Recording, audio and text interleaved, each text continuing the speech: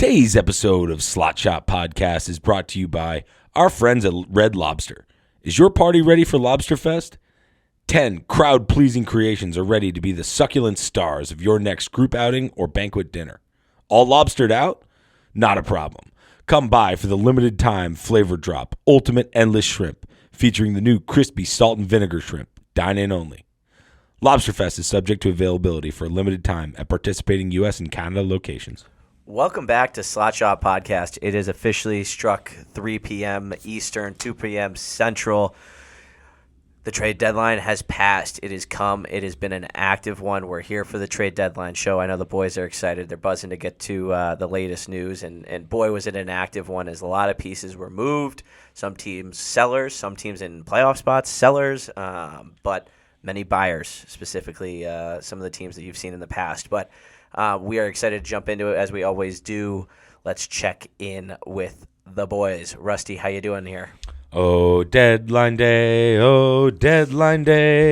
how I wait for you. Biggest news cycle of the year in the NHL, save for maybe July 1st. And it's happening in the middle of the season. So what a day to be alive. What a day to be a member of the hockey media, and very excited for the pod, and really don't want to suck up too much of our listeners' time with my own bullshit. We got a lot of trades to talk about. I hear you. I appreciate it. Army, how you doing on the right?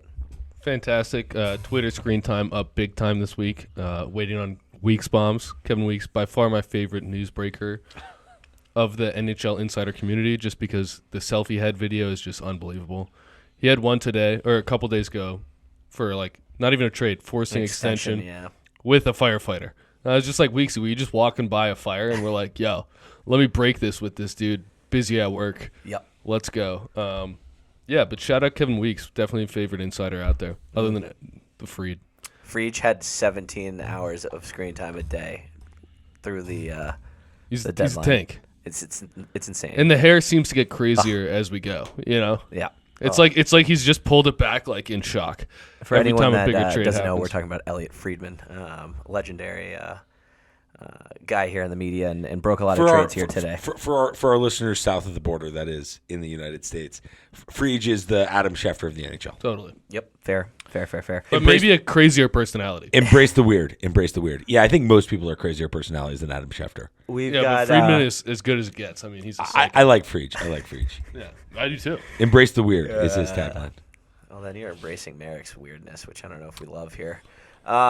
Getting into the podcast itself, the trade deadline show, we've got obviously the East, the West. We're going to go through each division's kind of headliners, moves. We're going to talk a little bit about the games in hand that happened last week and involved within the trade deadline. But because it's been such an active day, it's basically this week's episode will be dedicated to the deadline, and then the boys will try and reattempt greatness in the Saturday picks parlay, as Rusty was the only one that fed us a winner last week. Hot start confusing our listeners, Jack. It's trade deadline show. All we're talking about are the trades in the playoff picture. That's it. You got to set the stage. You know, we do the schedule before every episode. So, but that's the stage. We're going to look at the playoff picture in each conference, and we're going to talk about the additions and subtractions from each of the contenders. I understand what you're saying. We're not going to spend a ton of time talking about the assets collected by the Columbus Blue Jackets. Was not stated once. I just was setting the stage for the night, but Rusty's in a particular mood, I guess. Fiery. Damn. Relax, buddy. Jeez. Well, we'll get to Boston soon enough. Yeah. Well, we will. Starting it off in the East, in the Atlantic, the Florida Panthers. They were active once again, starting with the big addition of Vladimir Tarasenko from the Ottawa Senators for a few picks, and then they also added veteran forward, the captain of the Buffalo Sabres, Kyle Oposo. Boys, the two big adds for the Florida Panthers. What do we look for this addition towards the roster? Huge ads, huge pieces. Tarasenko is a guy that's been up and down with his production, but he rolls out of bed into 25 goals. And he obviously won the Cup with the Blues in 19. Proven scorer. And he's also like a physical player. He's built like a brick shithouse. A lot of people don't understand. He's got a great one-timer. I'd say shy of elite, but excellent. And you know what? Like, he knows how to play playoff hockey, and he knows how to play 3-zone hockey. He's not, Marian Gaborik, he brings some physicality. I would say Tarasenko is, he's got a little Barbashev in him, right? Athletically and with his hockey skill set, he's a much more skilled player. And I think he plays. I think attitude wise, he could use a little bit more Barbashev in him. But I think he's going to fit right in. I think he's going to start playing like a Florida Panther, and I think that's going to bring out the best in him. Yeah, no, I mean, there's no doubt about it. His family actually lives. There's doubt about it. There's doubt about it. Well, I'm just his family lives down there, so I think he's a little bit more comfortable, and it gets him out of that uncertainty that was Ottawa this year. Army, what do you got on the trade? Yeah, I mean, you can't go wrong adding Tarasenko for a limited cost. I don't think it'll be a Giroux this year. We'll see, to Florida. No, I mean, this team's already stacked, and you're adding in a guy who's a beast. Like you say, Barbashev, they're not the same player or even close to it. Like Tarasenko is a complete class above. I see what you're saying, like style-wise comparison. It's remember when we did the Kachuk scales and we talked about like Kachuk, Hyman, Mikey C. Yeah, and how you kind of go down. It's like Tarasenko is like maybe at the top of the Barbashev. 100%. So Barbashev's like a 6. Tarasenko's like an 8 or a 9. Like we're talking 2 years ago, he had 80 points and 35 goals. And how old is he? 31. Yeah, he's not old. He's not washed. It was confusing to me why he signed. He was only able to get a 1-year deal this offseason. He had a shoulder issue not that long ago. Kind of struggled to find his game a little bit. Sure, but he got 1 year, $5 million in the offseason. Gets traded for less than a first-round pick. Some of the prices were just wacky. They were weird. But Tarasenko is not a guy that gets paid $5 million and is traded for a second and third round pick. He's a lot better when he's on his game. Florida's an easy place to be on your game because everything around you is buzzing. Is there anyone easier to play with than Sasha Barkov? No, and we'll see who he plays with, but that whole team is pressure, It looks like really the only consideration. Barkov and Reinhardt is who he's playing with. Reinhardt could move with Verhaeghe at some points. They can move him all up and down the top. The top 6 is loaded now, and I don't think people should like the points this year haven't been there too much for Tarasenko. I don't think he was playing power play 1 in Ottawa. I'm not sure he will in Florida either, but like don't underestimate how good he is. He's a great player, great ad for this team. Especially when you have a good team, you don't need to go in and add one of these huge pieces. Mm-hmm. And Tarasenko's closer to a huge piece than people realize. Yeah. But he's not talked about right now like that. And Agree. I think that is even better. I think the hype was pretty big when he went to New York last year. I think, given the uncertainty of that and what played out, and then signing obviously in Ottawa, I think that's a big gamble of hopefully restoring what we've seen from Tarasenko in later years or earlier seasons. Kyle Okposo, first time he's going to play for a contender. First time he'll play a playoff game in 8 seasons. Comes in as a depth piece for the fourth line for this Florida team. What do we? The last big little piece for Florida. What do we got on Okposo going to Florida? Lead us off, Army. Yeah, I mean I like it. This is a zero risk move. Okposo is a proven leader. Mm-hmm. I know was the captain in Buffalo. Yeah, and everyone respects him. I don't see this one going wrong because I'm sure he is in a position where if he's not playing well, he's lost a lot of steps in his game. But if he's not playing well, I don't think he's going to be a locker room nuisance if he gets scratched. So you're adding a piece that should be able to give you 9 to 10 minutes a night in the playoffs, be grindy. He fits right in with exactly their style of play. He's got a good net front game still. Yeah, I mean, I like this, and I like this more for Kyle Okposo than I do for the outlook of the Panthers. This is not a needle pusher, but it's a good move. It makes them better, and I'm happy to see Kyle Okposo play in this style of hockey. I think it's a good risk because he has the mentality on the eye test to be great here in a limited role. Love it. Yeah. So Okposo, right? Like you said, zero downside. He's one of the universally most respected players in the league. He's one of those guys that's big in the players' union, totally respected. Obviously, he's the captain of his team, and he's just 2 seasons removed from being over a half a point a game player. And his game's there, but to your point, he's lost a step or two. We've talked throughout the season because we've talked a lot about deadline up until now, right? And we've said there are certain fast teams that can afford to get slower, and there are certain slow teams that can't afford to get slower. Yep. And I consider Florida one of the fast teams that can afford to add players that bring things other than speed to their lineup. And again, he's not going to be in the lineup every night, and that's not going to be an issue. No. So final point on Okposo, one of the classiest guys that's been in the league, 1,000 games, played 24 career playoff games. I'm really excited for Kyle Okposo. Yep. How old is he? 36? 36. So 35. He's getting up there. He'll be 36 in April.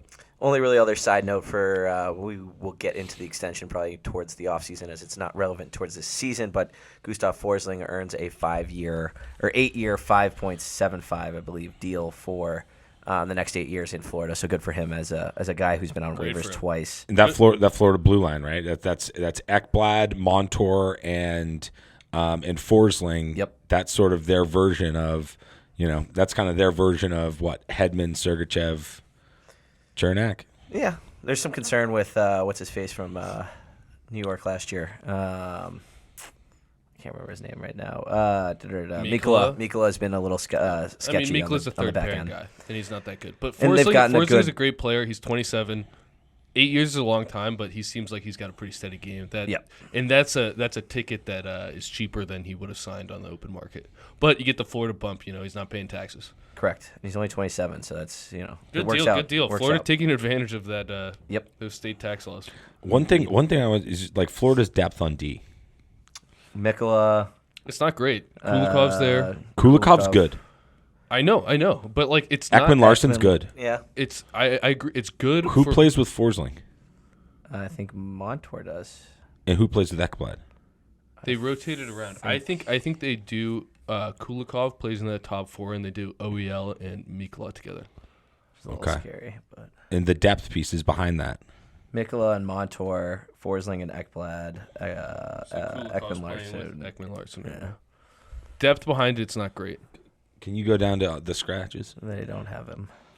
They don't have much room. Like they're not. I'm surprised they didn't add some depth defensemen. No, that's what people thought, that maybe a fifth, sixth defenseman would have been a big add for this team. Some of the names we're going to get to in the rest of the show. Yep. I think a lot of those guys could have fit But you saw really well at low prices. Yeah. Well, some of them higher than not. But yeah, we'll get there. It's a good segue as we get to the next teams. But your team is next, Rusty. The Boston Bruins made 2 moves on the deadline, starting with bringing in Big Rig Pat Maroon. The guy who looks to win his 4th Stanley Cup with 3 teams comes into the Boston locker room, and then Andrew Peeke. Yep, you nailed it. Peeke comes over from the Columbus Blue Jackets. Not a lot I know about Peeke. We'll see what your insight is on Peeke, but going off with Patty Maroon, I mean, looking at the Twitter waves, it looked like Boston wanted someone who would be able to rough some people up, and that's what you're going to get with Patty Maroon, who's going to step into that bottom 6 and proven playoff winner. Is he a winner himself? We'll see what Ross thinks about that, but I think you got to be kind of excited to add some grit to that lineup and a little bit more of in your face, and gives Trent Frederick a little bit of that weight off his shoulders of being the enforcer. What do you got? Do I look excited? No. The Bruins got slower. They got older. With this move, they got slower, they got older, and they further depleted their trade assets down the road. They're like farm system assets. Shout out to emailer Will, who said, I think the Bruins should get Patrick Maroon. He called that. We universally shot it down. And here Donnie Sweeney is just he's hacked our email. And so credit to emailer Will for seeing this coming. He's spot on that. The Bruins aren't the toughest team in the league. They have more size on their roster right now than they've had in a number of years, probably since the departure of Chara. But they're kind of slow. Like, they're not ultra slow, but they're not fast. Their key needs coming in this deadline were clear and obvious. They need face-off help, and they need defense to address one of Grzelcyk, who's had a terrible season, has been trending down for a couple of years now as he's on the wrong side of 30. They needed to address Grzelcyk, Forbert, and Shattenkirk. And, like, they did the Peeke deal relates to that. I think Peeke can be he's sort of an insurance there. Like, Forbert's been a disaster. He's had a horrible year. And, like, he, in the past, has been a guy that looked really good in the playoffs. He's been a playoff performer. This regular season's been nothing short of a train wreck for him. Playing terribly, misplaying pucks, falling out of position, and sleeping through meetings. Like, Ofer across the board. He's been at scratch regularly. They called up this Wotherspoon, who's a career AHLer, who's looked pretty solid as, like, a bottom 6. Extension. Again, bottom six, gritty guy. And Peak is kind of another version of that. But Peak's younger. Peak's 25, former second-round pick. He was a buyout candidate, apparently, at just like $2.5 million. So that tells you what Columbus thought of his game. So I'm not thrilled, boys. I'm not thrilled. Now, I've got a caveat to this, but when I start on the face of it, as far as pure on-ice performance, I don't think this half addresses one of their three needs. I mentioned two of their three needs. Face-offs, I'd say bottom three defense, and top six scoring. Those were their three needs coming into this. And they addressed half of it in their bottom 3D. So I'm not thrilled. I will talk about what's positive about it, but I want to pause for a second, toss it to the arm dog. Yeah, so this was clearly a different approach than the last trade deadline for the Bruins, and that makes sense, you know. They didn't have Bergeron and Krejci on the roster, which I think is just a massive difference in urgency. And it's a different outlook on the team, so I don't mind. First off, they didn't have as many assets to go after these big players. True. And I don't mind that they didn't go for everything here, because this team should have a similar outlook next year. Now, you know, Patty Maroon, I guess he's like, I don't really care for the addition, but you know, he's going to add something in the playoffs. He's going to be a guy who's out there who you will notice other teams will have to be aware of when he's out there. I'm kind of interested in this Peak move. He was struggling to make the Blue Jackets lineup, and that's partly because Blue Jackets have a sneaky amount of depth of young players that they're trying to keep happy other than him. But he's a good shot blocker. He's big. He's large. He is large. And he's not a horrible skater. So I actually think he could be a good third pairing, and I think this could be a sneaky, really good move. Okay. Like, don't expect that much from him, but like he's the prototype of what a lot of teams want, and I don't think he's had the ability to develop this year. With a better team also, his weaknesses could be, you know, saved a little bit more. You know, so I think he could be a sneaky good move, and I think come playoffs, you know, I think you might see a good series or two out of him. Jury's not out on Peak. I haven't watched a lot of him, so I don't have a huge opinion on him. And I'm obviously he's going to be center of attention now. I hope he's got a mean streak. I don't know. We're going to have to see. I know that. He's a good shot blocker. Okay. And I know he's rangy. Like, he's a big rangy defenseman. So you're not looking for points with him. You're looking for a guy who can make... That's abundantly clear. No, but he can make breakout passes, and he can skate, and he's 6'3", and he blocks shots. That's all it takes. And he's a righty. That's all it takes. They're hard. I know the Bruins have Bruins good are pretty right-hand strong defensemen, with the right side, yeah. but they're still valuable assets. And they sent Mason Lohrei down to Providence today. Did they really? Yeah. He's looked so good. But maybe that means Lindholm's coming back. I don't care. It's bullshit. Well, and you know, I think you talk about or Alex said it kind of perfectly that it is a different approach to this deadline from the Bruins. I think with a lot of money coming off the books this offseason, I think they're going to look deep into what this core needs and what the next step is as this kind of aging core has obviously kind of hit its. But it's not really an aging core it's anymore. It's changed a lot from last year. Marchand's the only old guy in the core. Yeah. No, I think the turning. Marchand's of the the only page, Marchand's turning of the page. Marchand's the only old guy in the core. I hear you, but I think, you know, going from last year as a team that was the President's Cup trophy winners, and then, you know, yes, bowed out in the first round, but I think you're just starting to see reality strike for what could potentially be the next saga of Boston Bruins hockey. We'll see what happens. It's going to be an interesting offseason. Yeah. Patrick Maroon's going to be a center of the next saga. I just think. What are you talking about? No, I'm concerned about what's next for the Bruins. Me too. I would have been more concerned if they sacrificed a lot of future assets. Well, that's where they don't have future assets. What are they going to trade? 20, 30 first-round picks? I mean, they're sitting out the first 2 days. They were for like the apparently next 3 talking years. about with Hannafin when they those were all hockey trades. All the things that didn't get done were hockey trades that would have solved some problems. Addition by subtraction, getting Grzelcyk's contract off the book, getting rid of my boy Jakey. You know, those were the trades to be had. Getting rid of one of the goalies. The Ullmark deal that was nixed, that is a big story. And I know that we need to talk about deals that are done and not rumors of deals that didn't go through, but it was very clear that if the Bruins were going to make a splash, it was going to be a hockey trade. They failed to get it done. And it sounds like they got the deal done and Ullmark blocked it. That's strong reporting on that, consensus reporting from trusted sources. So more will come out on that as it comes. If it was for BLD, we will talk about it on a later pod because that seems to be in the mix of it. But I want to just circle back on the Bruins, and I know we need to move on, and they had a quiet deadline, so we can't spend too much time on it.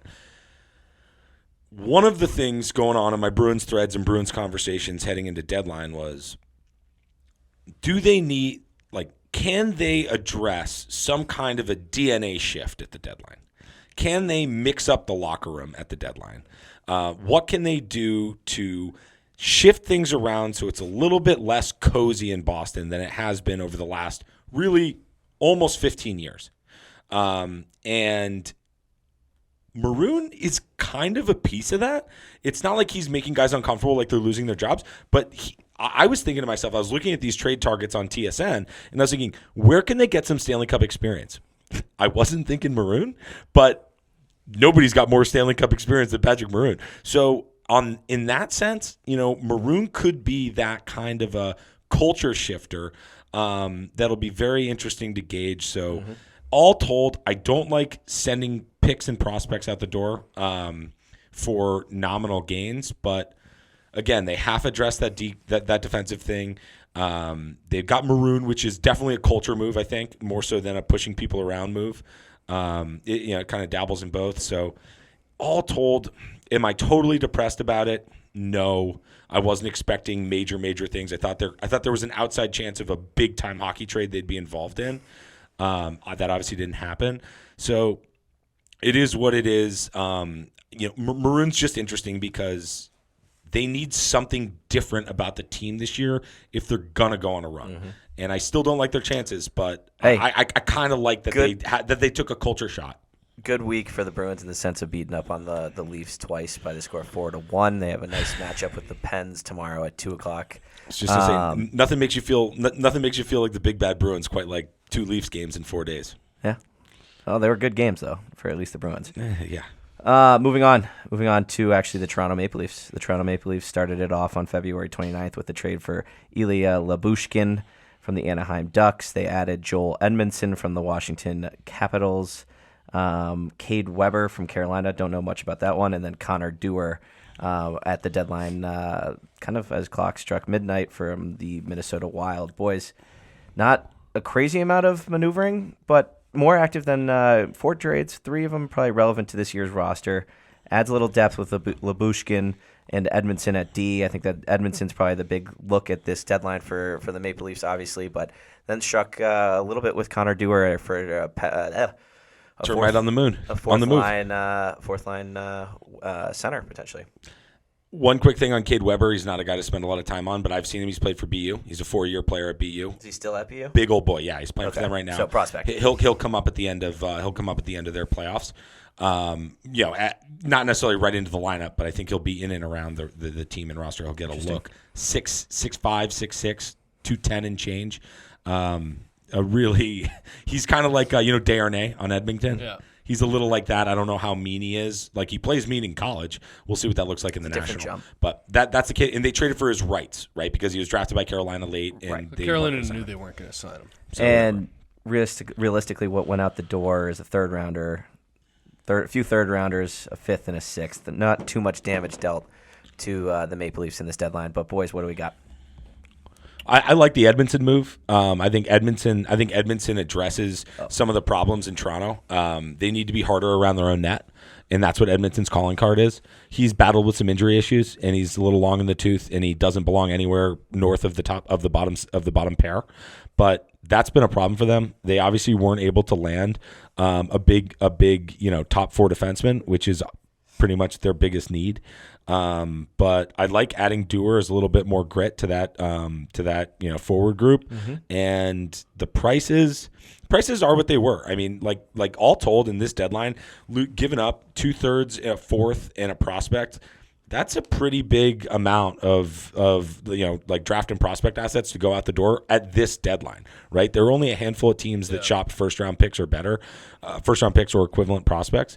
So that's like a second tier out the door, and I thought it was kind of a third-tier return for them. But all told, it's a little bit similar to Boston in their approach there, where it's like they kind of nibbled at some needs and didn't go absolutely crazy, which it's hard to. Well, and you say that. Sorry, Arm, I'll let you jump at it here in a second. But I think you brought in 2 guys that kind of, yes, with Mark Giordano going down, it opened the hole for sure. But they still knew they needed to bring in kind of a solid 6th, 5th defenseman. I think they've done that, and I think they're confident with what they're seeing from their top 3 being, McCabe, Riley, and Brody at some points. But they're not confident in Brody. Oh, Brody's been okay this year. No, he played hasn't. well. No, he hasn't. He's been okay. He's this been year. terrible this year. I beg to differ, but that's okay. He's been terrible this year. And I mean, there's potential that Connor Timmons, who has had mono, I don't know a ton about him, but he might slide into that. I think the depth has definitely been shored up on defense. So I'll say that as a 5th, 6th defenseman. What do you got, Arm? So they missed out on Tanev. They were in on Tanev, and they missed out.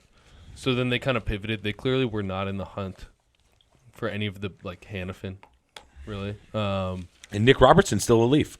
Yep, he is. So What that was their only asset for a big move, but I also wonder what his actual trade value is. I like the move. You add 2 NHL defensemen onto the roster. They might be a 7th defenseman. Lyubushkin and Edmondson belong in a top 6. They are 2 NHL defensemen, which they don't have 6 of at the moment. And now they might have 8.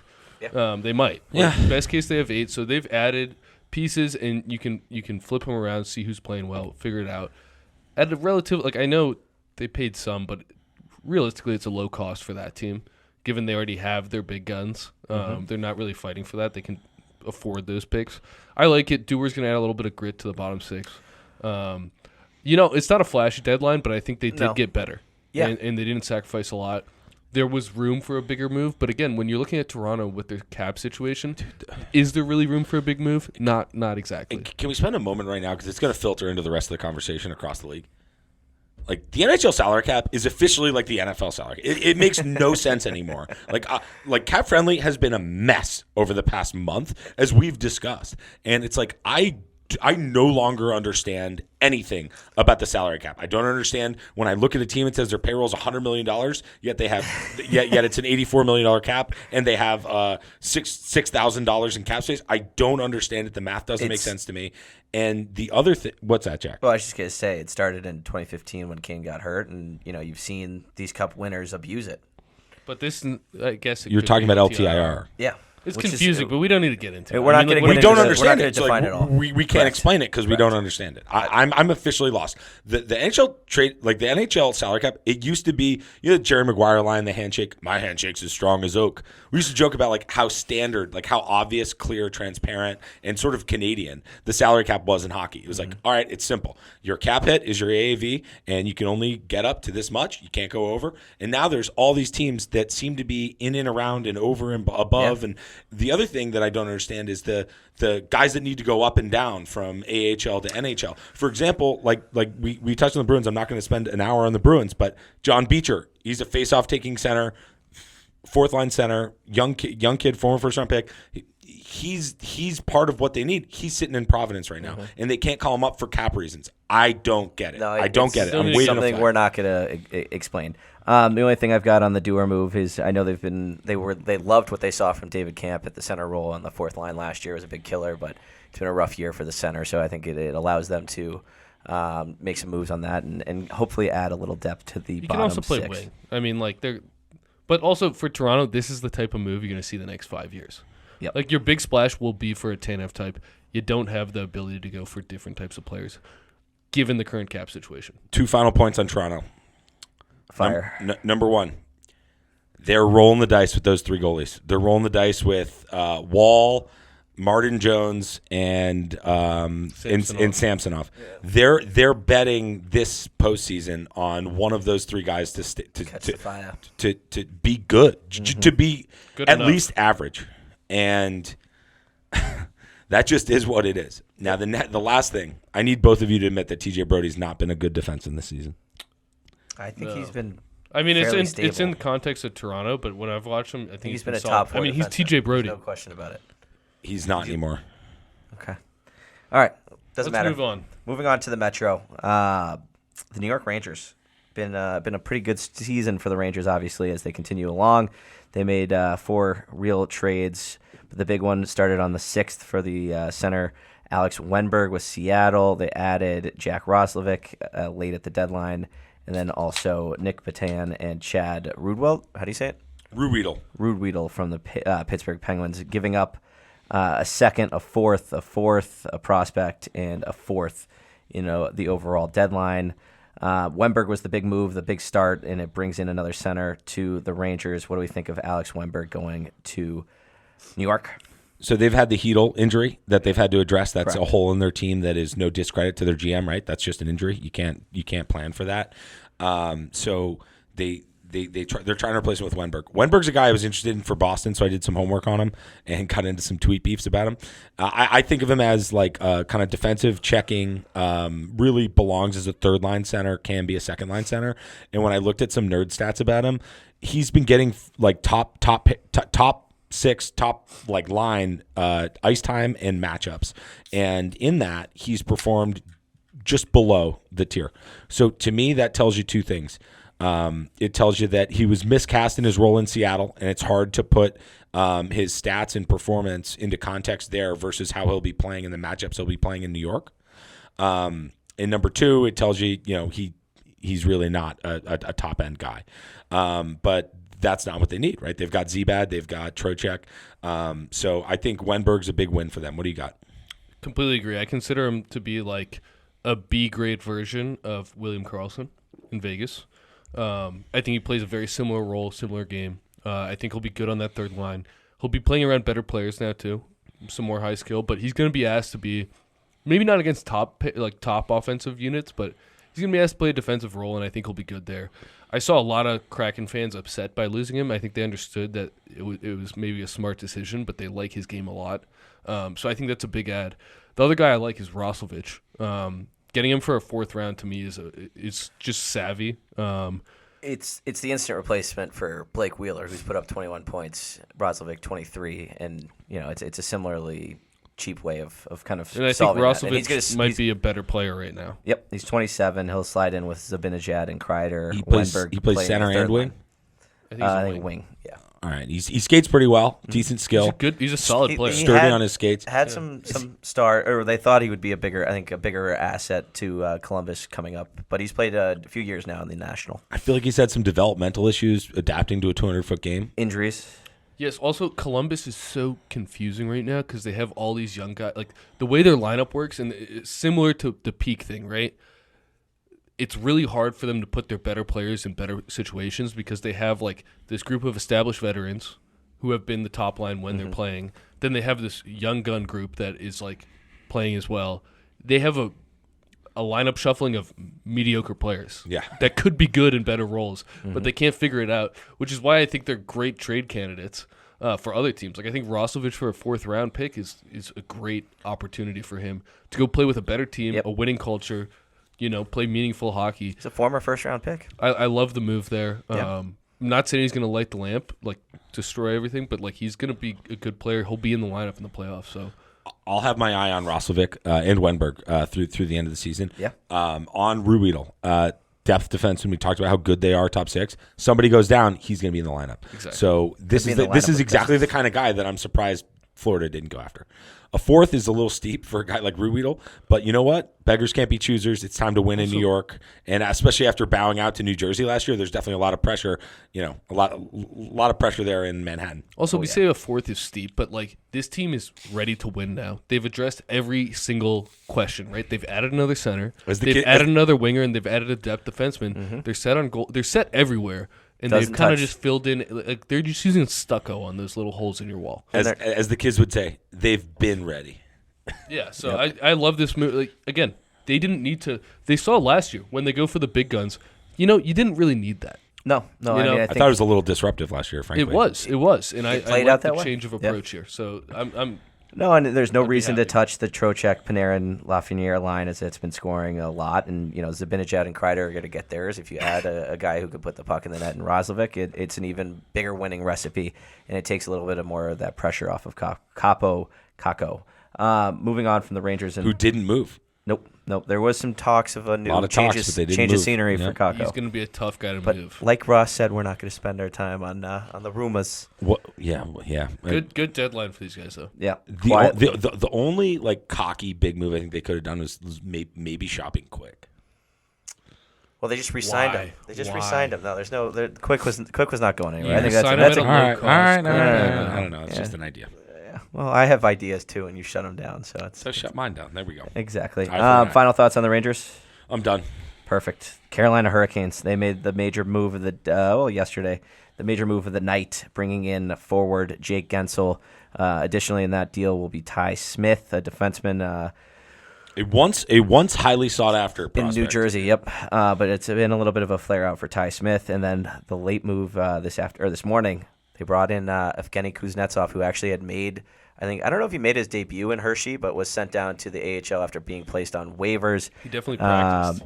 He did. No, there's videos of him practicing, and it was actually pretty funny to see him in the brown gloves, and he looks good in brown. He also surprisingly had a great mentality about this. Yeah, like, he was. Somebody I think he videotaped him knew. like Kuzi, and he's like, "Hey guy, what's up?" Like he didn't seem upset at all, which I would say is a big concern. He but knew. whatever. He knew. I think that he was getting moved. And just to get into the big one with Kuznetsov, Washington will be retaining 50% of that 7.8 salary to help out Carolina because he does have one more year remaining on that contract. Gensel's 25% retained from Pittsburgh. But let's talk about what departed the Carolina Hurricanes, and that would be our boy Michael Bunting. Mikey C. Mikey C. over to Pittsburgh to play with Crosby. 3 prospects, a conditional first-round pick, and a conditional fifth-round this draft for Gensel and Smith, and then for Kuznetsov, a 25 third-round pick for Carolina as they kind of hit the big splash with Jake Gensel, one of the most proven playoff scorers that's left in the league at this point. And yes, he's banged up, but apparently he's skating again. I don't know if it's in a non-contact, but there are hopes that he would be he's ahead of schedule from his recovery. But boys, Gensel, what do we got?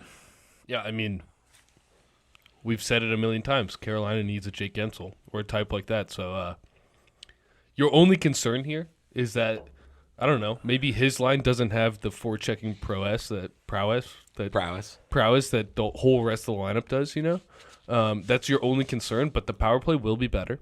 Oh, yeah. You get, like you said, Jack, one of the most proven playoff scorers of right now. Like, he just is. There's no debating that. The guy puts the puck in the net in the playoffs. Huge addition for a team that, if they get their power play going, which they have the pieces to now, that's kind of what they needed. A guy who can play the half wall and really, be dangerous on that power play. I don't know that their power play is going to run through Gensel. It might not, but they don't have a guy. They don't have a half wall guy right now. Nate just plays at the top of it. Aho Nate is just the plays half on wall. second power play. Aho is the half wall guy. Nate just plays on second power The power play. play runs through Aho. I know, but Gensel is the best power play asset they have at the moment. You could argue Brent Burns, but he hasn't shown it. They've rotated defensemen through there. Gensel is a weapon on the power play. If that power play is even if they're a top 10 power play, let's say, for the rest of the season into the playoffs, it's going to be a really tough team to beat because they have an issue, and we've talked about it. When Carolina goes down, they really struggle to get back in games if they don't get a couple bounces their way. They haven't shown the scoring to get back in games. A good power play can do that quickly. The penalty kill is great. The defensive structure is great. I think this is kind of a slam dunk move. Why not? You have a core. You can fork up these prospects. I like the move. Yeah, I'm fully in on it. I agree on your what. I disagree on your why. I do think Gensel's the perfect fit for what they need. You took the words right out of my mouth there on how long have we been talking about them needing a Jake Gensel type. To me, it's less about the power play than it is about the way that they play. They are, like we've talked about repeatedly under Rod Brindamore, right? One of the most dedicated forechecking and just checking teams 200 up and down the ice. That man-to-man style they play is very unique, and they control the neutral zone in a very different way than most teams. Now, when you watch them, right, they're disciplined in staying on top of all of their guys, and they don't let guys creep through. But when you watch them, especially last postseason, for example, their playing style was wait for the other team to make a mistake, boom, you get an odd man rush. And what I think we've seen with them time after time is failure to convert those odd man rushes. And Gensel is one of the best guys at scoring on the rush. I don't have the nerd stats to back it up, but when you watch him, watching him over the years, he's the guy that buries that 2-on-1 every time. He's an elite shooter, more than you want. Mm-hmm. And he's a gamer, right? And he's got that postseason acumen. So that is awesome for them. I think Tavo is a little worried he's coming for his spot. What about Tuvo? Well, it'll be interesting to see Gensel without Crosby. I mean, that's it's who he's been with for the last what, 10 years or whatever it's been. I get that, and you can't downplay how much better Crosby makes everyone around him. That's just one of the most special skills we've seen since we've all been capable of watching and understanding hockey. But Gensel's production, that doesn't come out of nowhere. He scored 40 goals multiple times. He's a point-a-game player throughout his career. That is not just Crosby. 10 plus goals on a playoff run, right? He might have had 13 or a dozen. He's like a 0.6 point-a-game player in the play. Like, he's unbelievable. And they showed the point-a-game stats, and it's McDavid, Draisaitl, Gensel. Wow. He's in between them, I think. And the big gamble for obviously Carolina is Kuznetsov, who's coming back from the assistance program, and as we talked about, was sent down by Washington as probably a little bit of a cap relief move, but the reality is it is a gamble, because if you can find, he's got 17 points in 43 games this season. We are talking about a guy who's put up 70 points, 80 points before, and a guy that should have won the Conn Smythe. Yep. So it's the risk that I think Carolina was willing to take, and see if putting him with the Natchez boy and others on that second line would unlock Kuzi. Can you imagine Kuznetsov figuring it out for them? Yeah. I can. That is a really scary proposition. I also just like I don't know. Sorry, but just I don't know how he fits into the way they play. But on paper, horribly. But I mean, that is such an impact player. God forbid it can. Maybe less than 10% chance that happens. But I love the gamble on that. Yeah, and you guys say gamble. I don't know if it's gamble. The only way it's a gamble is if you feel the need, which I don't think Brandon Moore does, to play him every night. If it doesn't work, scratch him, and move on. Eat your third-round pick. When you're a team this good, third-round picks mean a lot less to you. You're right. Than they do to other teams. That's a minor gamble. It's a scratch ticket gamble. It's not. Yeah, it's not. You're not putting a lot of chips on the table. Who we've seen him at his height is unbelievable. Shit. And again, the type of player this team could use, because they actually do have a decent amount of shooters on this team. I think playmaking is what they really need, and Kuznetsov's one of the best when he's on. Carolina makes some splashes at the deadline. And the last thing on Carolina, you got to feel like it's shit or get off the pot for Carolina. How many straight years have they been in the second round or further, right?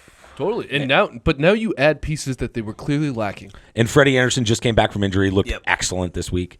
So Freddie Anderson being as good as Freddie Anderson can be, which we've seen in the postseason, is a major liability. But they get good goaltending out of Freddie Anderson, and even without Kuznetsov, they are absolutely right there in the East. Yep. Totally. I mean, they are. They're one of the favorites in the East. That's what it is. Yeah.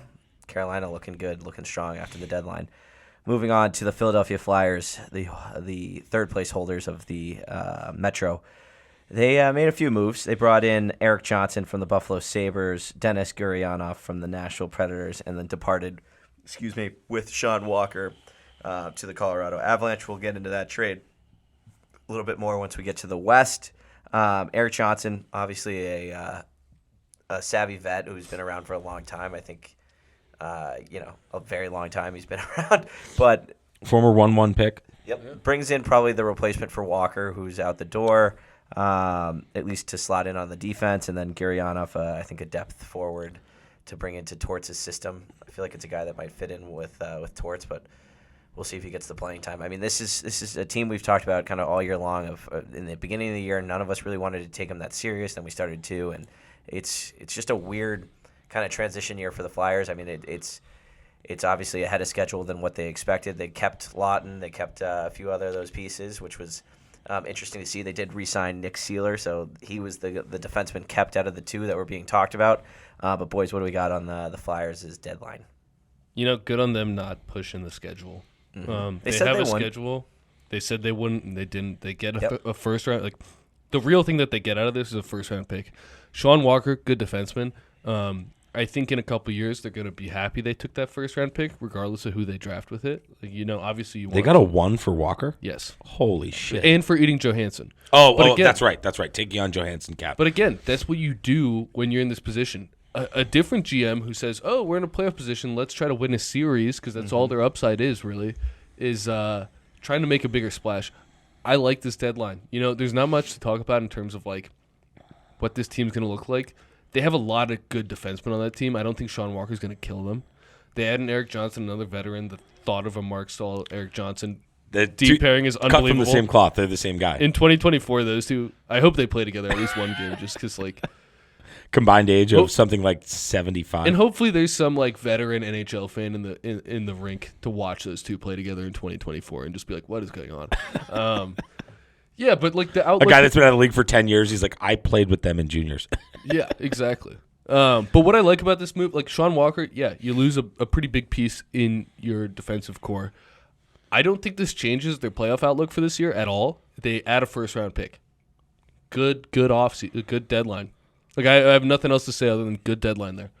Agree. Like they're roster players, right? They're really swapping Walker for Johnson. They're getting a little slower. They're getting a little older. They got another year on Johnson's contract instead of Walker, who's set to walk. Correct. Mm-hmm. Forgive the pun. But Johnson's a smart player. He's reliable. He's tough. He's been there. So on the ice, I think it's a nominal twist.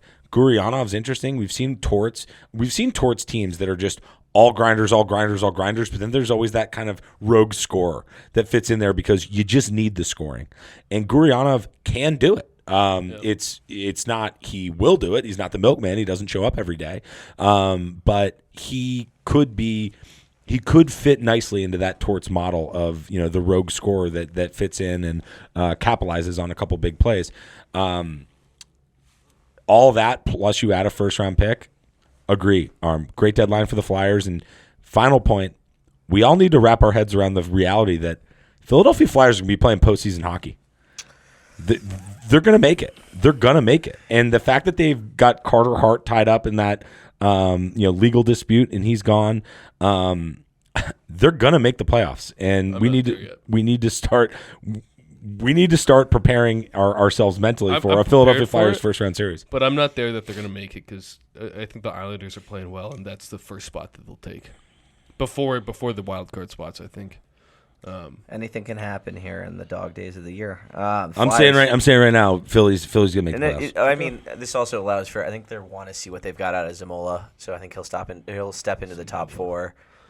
Deep player as he's a young defenseman. Well, it's pretty funny. Zamula's like a young prospect defenseman who's been playing. I thought he looked good against the Hawks. I know, but he's been rotating between getting into lineup as a defenseman and playing fourth line forward, while running the first power play as a defenseman. Just a weird ass system that's going on there with Zamula. So we'll see. Where'd Zamula come from? I think they drafted him. Okay, got it. He's a prospect coming up. Yeah. Okay. Has he been doing that in the AHL or with Philly? He's been up all year. Philly. Jesus He's Christ. been playing like seventh defenseman, fourth line winger. Oh, my God. All right. Power play one quarterback. Here I am picking Philly. I haven't really watched him. So keeping the train rolling to the wild card. The Detroit Red Wings, your Arm Dogs Red Wings, they didn't do too much. They did trade forward Klim Kostin to the San Jose Sharks for Radim Simic and a seventh rounder. Not a crazy deal. I think there's not. This is a nothing move. Yep. Simic is an AHL lifer. I think he was captain of the San Jose Barracuda. So good for the Grand Rapids Griffins, adding another leader into the locker room. Kind of disgusting that they would trade the Barracuda's captain, but whatever. I guess we wanted our AHL boys ready. But the only thing of note here, Klim Kostin in and out of lineup, big dude, fun to watch at times.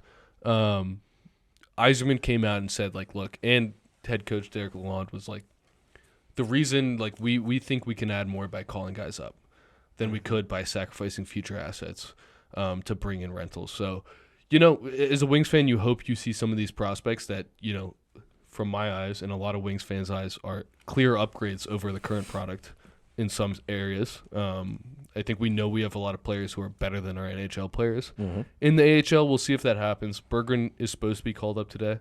We'll see if that actually comes to fruition. Yeah. And but yeah, they made a clear point. We're not ready to sell. Maybe part of that's from the 7-2 loss to Colorado. But nothing of note here.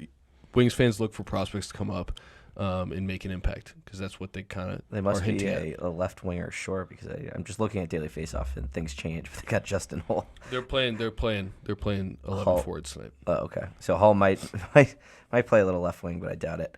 But I'll tell you what, Arm. I mean, we've watched some Detroit this past week. We when games they've stepped into two playoff type of games against the Rangers and against the Avalanche, Detroit over this past stretch. Yeah, and they got pushed around by both. I know, and that's why you want Klim Kostin. The issue with Klim Kostin is he can't catch up to the play, and he's just not there. Also, Detroit's strength comes from not like. We don't have an elite first line, so we can't afford to have a fourth line of grinders because our fourth line is Sprong and Fabry, who are putting in goals. So like that's the reason the Wings are in a spot they are is because they're not carrying like plods that can't put in goals, and that's why like they're like, look, we can't do Klim Kostin. Also, off season coming up, the real issue here was like they don't want to pay $2 million for a guy who's healthy scratched. Over 50% of the games. It's Yzerman seeing what he's got. I think there's no harm in knowing that this team has been very tough to play against all year. Yes, it's a tough stretch against good competitive teams that you might see in the playoffs, but I think in terms of where their steps are, I think you would say they're still ahead of schedule. Yes, the Kane signing and they're still in the driver's seat to make the playoffs. Yeah, absolutely. But and you didn't see anything go out the door. So I mean, with that being said, I know there was some uncertainty with Berggren. But Berggren was a potential piece for a bigger player. But he's called up now. Now it's time to prove it for him, and I think Detroit continues to head in the right direction, which we've seen. Final question on Detroit. Do you think that this offseason is time to take a look at your prospect pool and decide who's in and who's out and try to make big moves? That's offseason. And I think it should start this season. I think it's too late. Berggren, well, no, it's not. Cause you mean with call-ups? Call-ups. Berggren was like a 40-point player last year in a full season. He was a half-point player. So, like, they like what they have in him, but Yzerman's shown he likes a specific build of player. Mm-hmm. That's why you see, like, a Petrie and Ole Mata get signed. Yep. And Justin Holl, long, lanky defenseman. They're not good. There were better options out there for the price they paid him, but he likes a type of player, and we'll see who fits in. Edvinsson needs an extended run to understand what they have in him.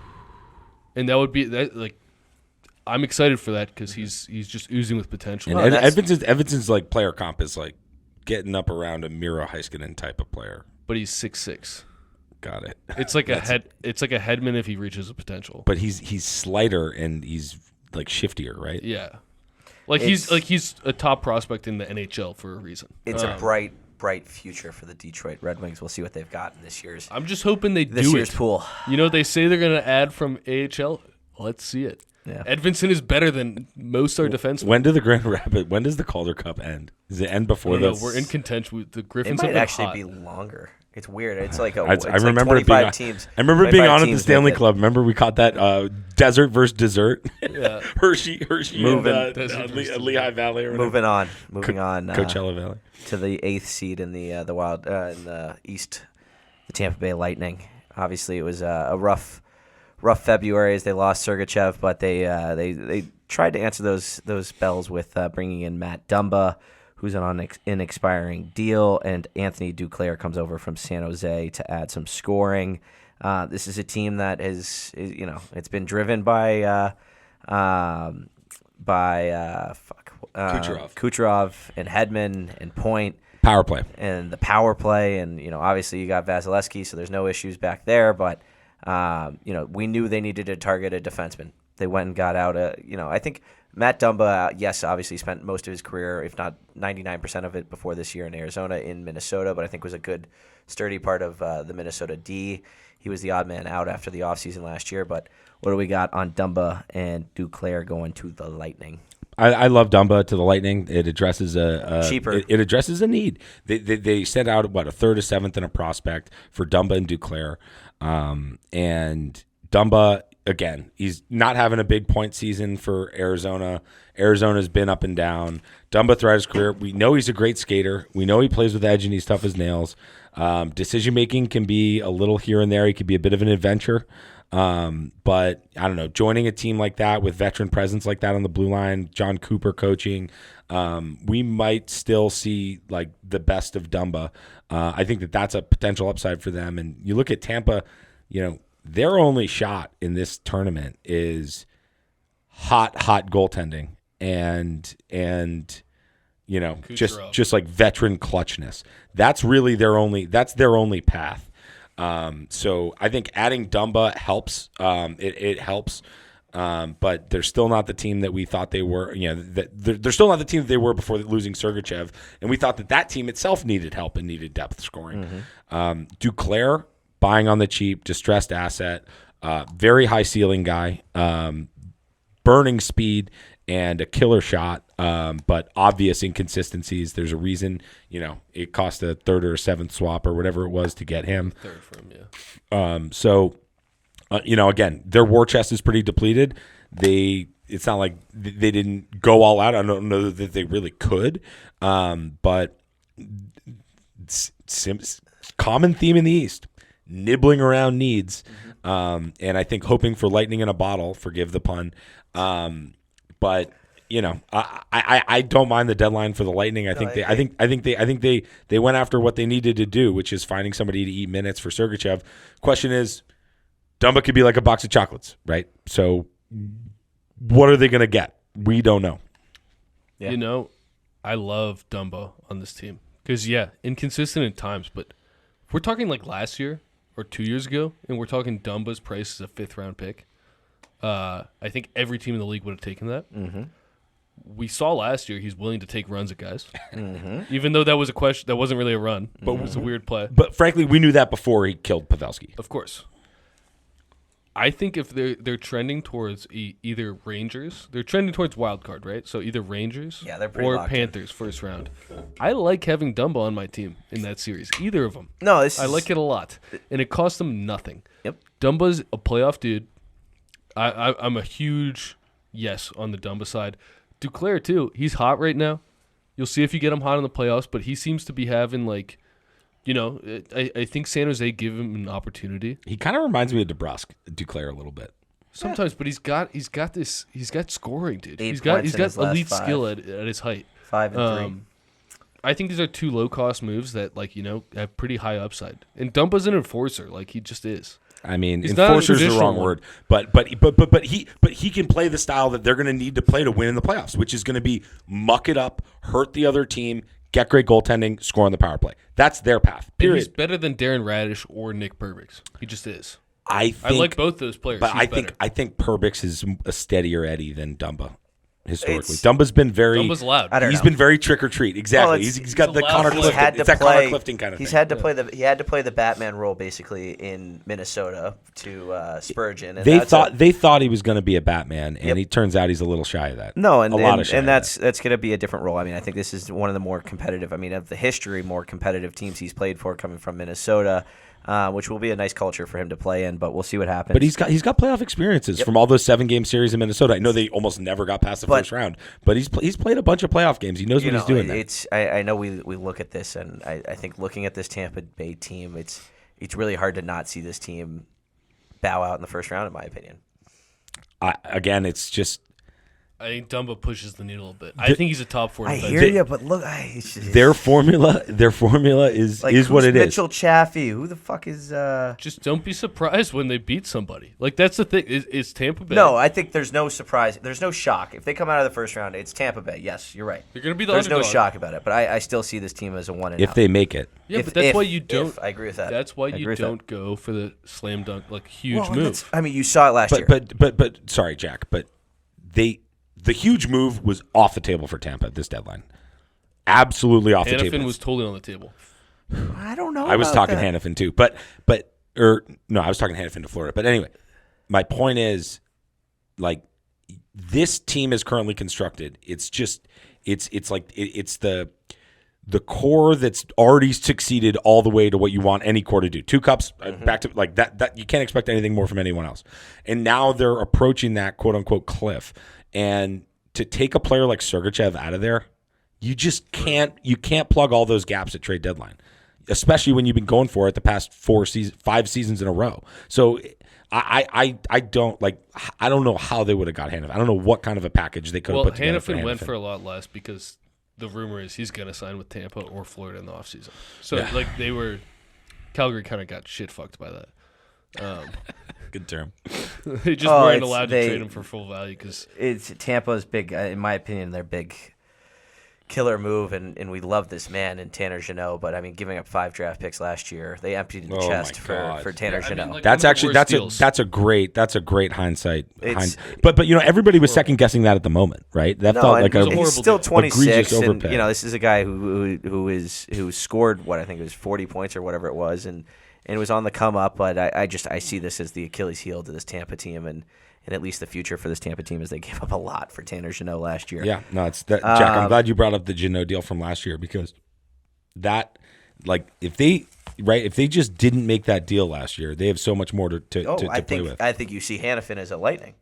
They didn't have a first to give up. They have no first round draft picks for the next few years. I mean, it's in Chicago or it's in Nashville, so it's just a depleted war chest that's where I see. I don't know. I struggle to see this team coming out of the first round. But so there we go with the contenders in the East. Yep, we're moving on to the West Coast. Oh no, yep. One more team to really discuss. The not contenders, the league's biggest disappointment of the season, the New Jersey Devils. Weird deadline from the Devils. Disappointing season. A lot of underperformance. Yep. Firing the coach last week. Yep. We didn't even talk about. Did we talk about Lindy Ruff? We didn't because it's over in Jersey. It's over, and so they turned from what we all anticipated to be a big time season. My partner to the right, nobody bigger than him, and they turned to sellers. And what did they sell? What did they get, Jack? Just because I think Jersey's one of the only selling teams that deserves a minute because of what a disappointment. And we'll talk about what the impact that Tyler Toffoli will have for the Winnipeg Jets, but he is now a Pegger as they received a third and second rounder for him. A second and a third for Toffoli. That's solid return. Second rounder in 25. Okay. And I think Toffoli's up this year. Devils will retain 50% of that salary. Also, it is worth noting that the Devils retained money in the Sean Walker deal. With Colorado and just being Philly. a broker there in the third. Yep, that's another. Besides that, they departed with Colin Miller. Yep. And then they brought in Jake Allen for a conditional third rounder. Pardon me. Parlasek helped me out. Vitek Vanacek. They rid themselves of Vanacek. The Vanacek curse is out of New Jersey as he's sent to San Jose for Capo Kakinen. Kakinen, you got it. But yeah, no, I mean the big cock one, and the walk, babe. The big one. So they bring in Kakinen and Jake Allen. They replace it, and they're both under contract next year. Allen, I think, has one more year at like $5 million. So to me, that means he's the starter next year. Yeah. They've talked about potentially. Kakinen's looked good in San Jose. A couple games I've watched. Every game San Jose's had a chance in, he's been buried with rubber. I think it's a great move. It's because interesting. Vanacek was done there. It doesn't matter if he'll be good in San Jose. He was done there. I hate to cross sports. It's kind of the Mac Jones effect, right? He might have a bright future elsewhere, but he was just done in that building, in that jersey. It's not going to work. So, to your point about Jake Allen, the Canadians retained 50%, so it's going to be a $1.5 million contract next year, still allowing New Jersey to try to solve that goalie room after the regular season. Well, I love that because even if you have him as a backup for a third-round pick, Jake Allen is worth it as a backup. And I think. for 1.5. Especially for a team that needs a competent goalie, which Jake Allen is. Yeah. No, I mean, it's going to be better goalie play, I think, until just the rest of the season. Add salary retention to another item on the list of things I don't understand about the NHL salary cap because I freaking Googled how much salary cap can you retain. Brings back 50%. Yep. So they retained 1.9. Per team. He'll be 1.9 on. Oh, so you can. I see. That's why the Hannafin got 75%. So you add in the third team, and between the two other teams, they can retain most of it, and you can get a little. You can get the little margin. I think so. It must be that way. That's got to be how it works. Yes. But this is fucking ridiculous. We need like an NHL cheat sheet. We need them to publish. Apparently the NHL is hard on it, but. The Devils, I don't want to spend too much more time on it because they make me sick and they make many sick. But the reality is the Devils are dead. Don't jump, trainer. No, seriously. But he was jumping for joy when he saw Vanacek was gone. I can't remember the meme he sent us, but it was the LeBron James in the pool. This is my life. Yep. The New Jersey Devils sellers at the deadline, and buyers, I guess, for goaltending. Moving on to the Western Conference. The Dallas Stars. Not much happening in the world of Jerry as the Dallas Stars. Actually, no, I lied. They brought in defenseman from the Calgary Flames, Chris Tanev, in a deal for a prospect, a second rounder, and a conditional 26th third rounder. Flames will retain 50% of Tanev's salary. I think I misspoke on the Walker deal. It was New Jersey who retained 50% of Again, Tanev's these salary. details just aren't. But yep, no, you're right. But the big move for the Dallas Stars, Chris Tanev, is a star. Yep, and we talked about it last week. Tanev's a great move, and even bigger was Paulie's been all over it. Is the Stankmeister. One game I watched this week, he draws 2 straight penalties. They score 2 straight power play goals, take a 2-0 deficit into a 2-2 tie game. They go on to win against San Jose 7-6, which I don't want to get all the way into. But Dallas is dangerous. Tanev plugs a hole. They didn't need to go crazy, and they didn't. Mm-hmm. And all told, like we've looked at major contenders over the past 3-4 seasons, it's taken a lot more for most other teams to field a roster like what Dallas has after the Tanev deal. It cost them a second, a prospect, and a third to get Tanev. Steep price for Tanev, especially considering what happened the rest of the week. But that's what it was going to take to get him, and they got the deal done.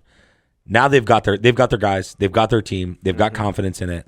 And Peter DeBoer, one of the best coaches in the league. Jake Ottinger, despite giving up 6 on about 12 shots to San Jose this week. He's supposed to be the guy. Yep. I've got my doubts. But Dallas is very much in play in this absolute gunfight in the West that we're going to continue to get into. So I'm done talking Dallas on the deadline. But looks like Stankhoven's going to be an everyday player. And so they're getting some strength from within, and I think that gave them the flexibility to not go crazy and to keep it simple, stupid. Paulie on record, not a fan of the Tanev trade, but we'll see. Paulie's a big prospect guy. I mean, Tanev is a good addition. He immediately is in the top 4 and he makes an impact. And cuts down on Ryan Suter's ice time, which they need. Yeah. No, he's just a good player, good addition. Also, if you were to tell me 2 weeks ago whose roster looks better now than it did 2 weeks ago, Dallas is in that conversation with Stankoven coming up. They have 3 scoring lines. That line is dangerous. You have Duchesne running his own line, and then you obviously have the loaded top line. They're a very dangerous team. You can't get away from them.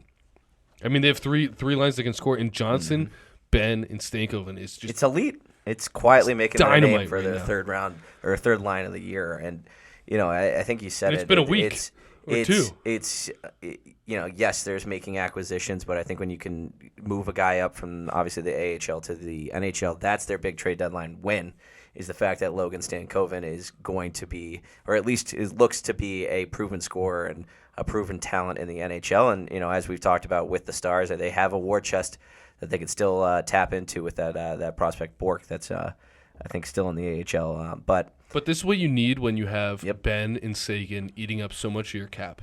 Yep. You need young players. They're not in the market for other high salary players because they can't afford them right now. Having these guys come up is the route to succeeding, and it's going well. Stankoven looks like the sauce. I don't know what else to say. I mean, he's awesome. He's just been phenomenal. He's absolutely. And it's not just phenomenal. the scoring. Like the eye test pass is more than the scoring. To be honest. Not that he's going to be a 6 goals and whatever he is. Dallas looking like a real contender, a real threat in the West. Final thoughts? Just the last thing on Stankoven, right? As a dedicated follower of pro sports, the difference between good and great, the difference between great and excellent, right? Consistency. Yeah. Small sample size, young player, but fuck does that line look good. And his game is complete, so we'll see how it's he working continues in to Dallas. play, It's working awesome. in Jerry's world. The Stars look very good, very, very good as they're on top of the Central. Moving on to very active deadline from the Winnipeg Jets as they brought in, started with, as we talked about in early February, Sean Monahan, who was traded from the Canadiens for that first round and a conditional third. But the big trade of the day for the Winnipeg Jets, they brought in, as we talked about from the Devils, Tyler Toffoli slots into this Winnipeg team for a third and a second rounder. And then later in the day, they would bring in the veteran Colin Miller on defense. Boys, Toffoli is a pegger. What do we got? Yeah, I mean, steal of a deal. I don't know how else you can. Toffoli, we were hyped about him going to New Jersey. I can say the same things about Winnipeg. And credit to Winnipeg. I mean, in terms of a team's season this year, probably the best. They dropped the nuts on the table and they re-signed Hellebuck and Scheifele, which we're all like, what are they doing? They come out hot, and they've earned everything they've done. So now we have a second line of Scheifele, Ehlers, and Toffoli. You have 2 scoring lines. You have prospects on the bottom lines. You have Lowry, Nino Niederreiter, and Mason Appleton being your like grind line, shutdown line. They look like a complete team. They feel like a complete team. They are, again, in the gauntlet of the West. I don't know. There's so many good teams. Last year it was all in the East. Now it's all in the West in 1 year. And you kind of said it. I mean, this team has survived the wave. They lost Kyle Connor for a chunk of time. They survived. They weathered, and they saw their scoring produce. I mean, the Iafallo and I can't remember the other guy's name. Iafallo and Velarde trade was the big win of the summer for this Pegs team, getting rid of PLD. And this team just looks so freaking strong, so reliable. And it's a scary thought. I mean, this is a tough out, as we saw last year as they limped into the wild card and won that one game in the series and then just basically limped their way out of the playoffs. It's a different story in Winnipeg for a team that can't sell out the building. Come on, Pegger fans, let's go. Well, I think some bigger economic factors there. But anyway, Rick Bowness and the Winnipeg Jets.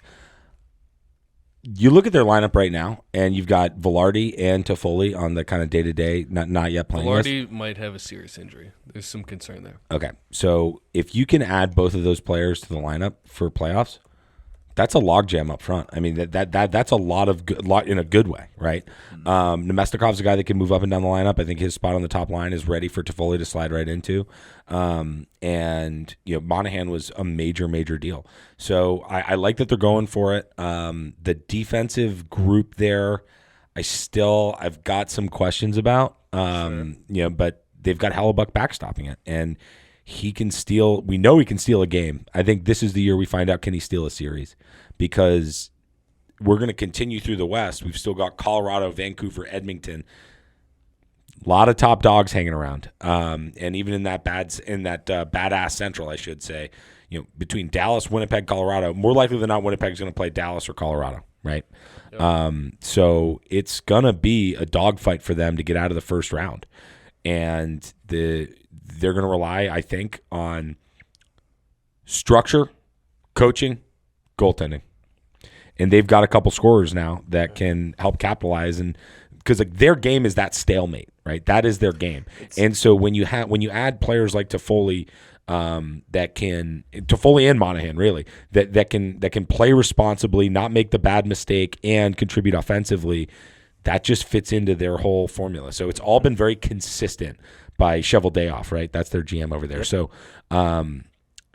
again, interesting and I'd say aggressive deadline for them. They're sending out a first, a second, a third, a fourth, right, across a number of years, but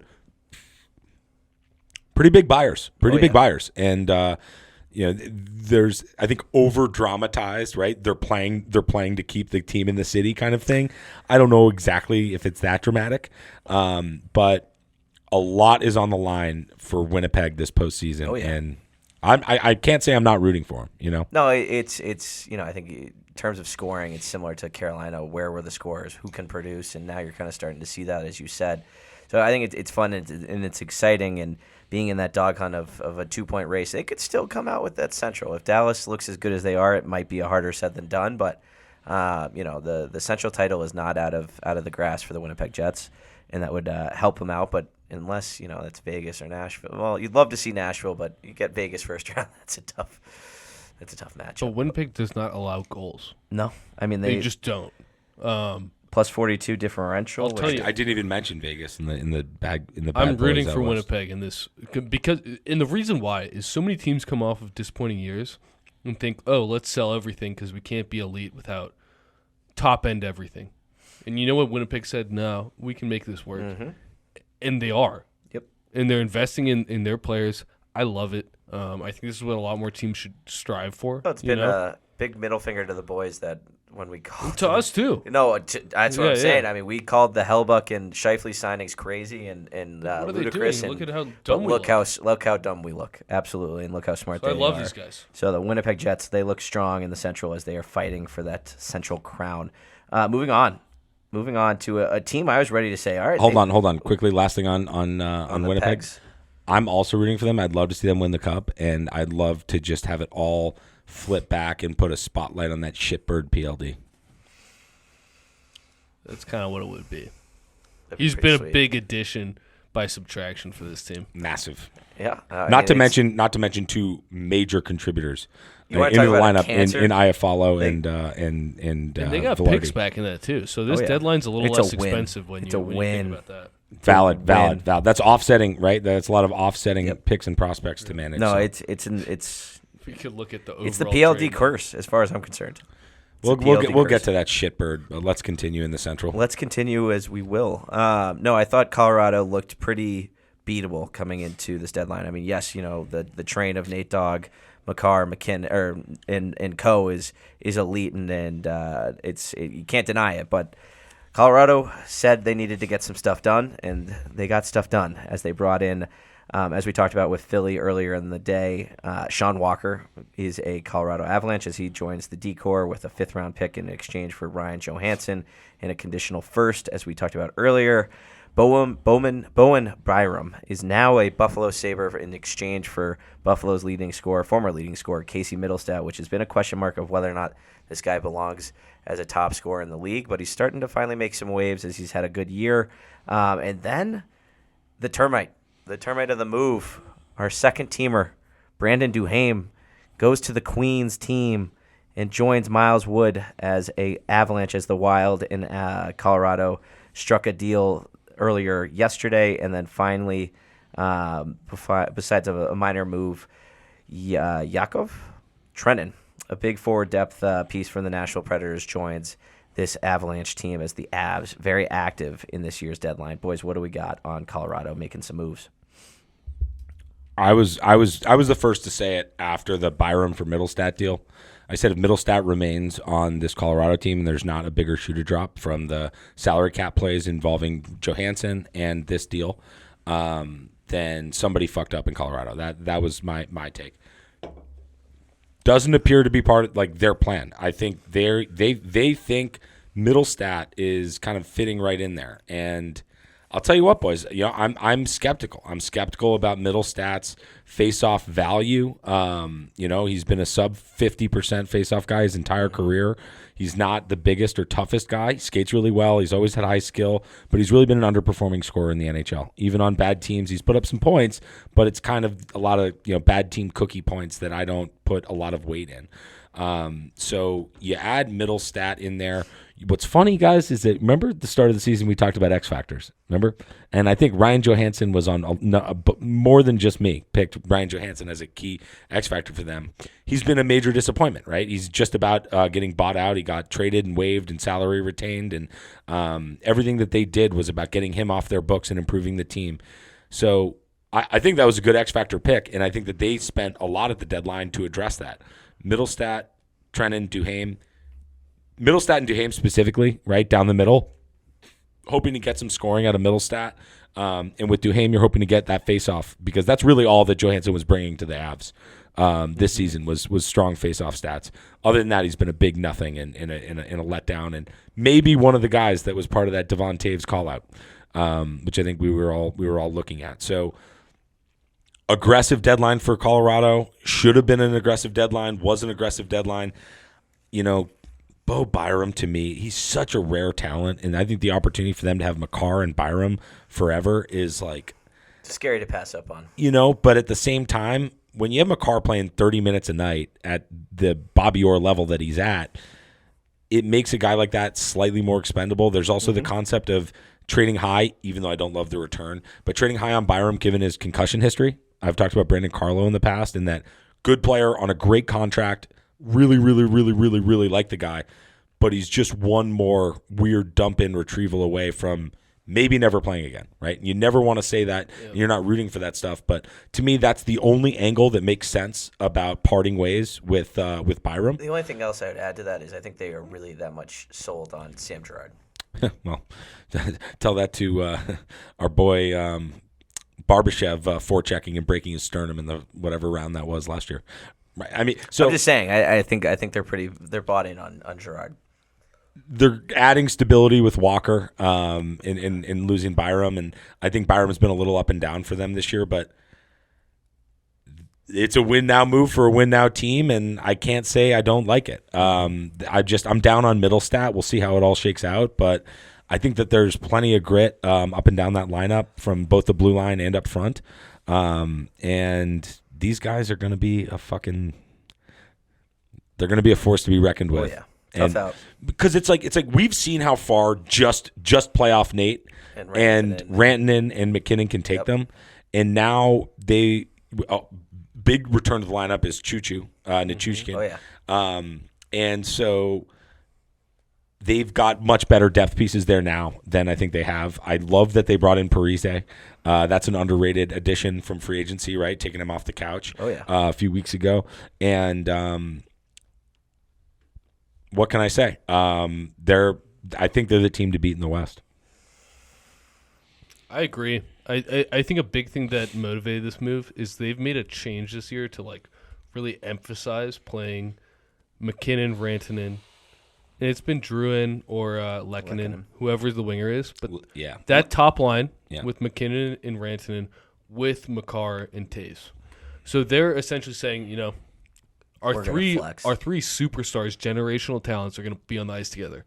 And I watched them play the Wings the other day. There was nothing the Wings could do. Like there was just, and I'm not saying the Wings are the caliber of like these Stanley Cup contenders. There was nothing possible they could do.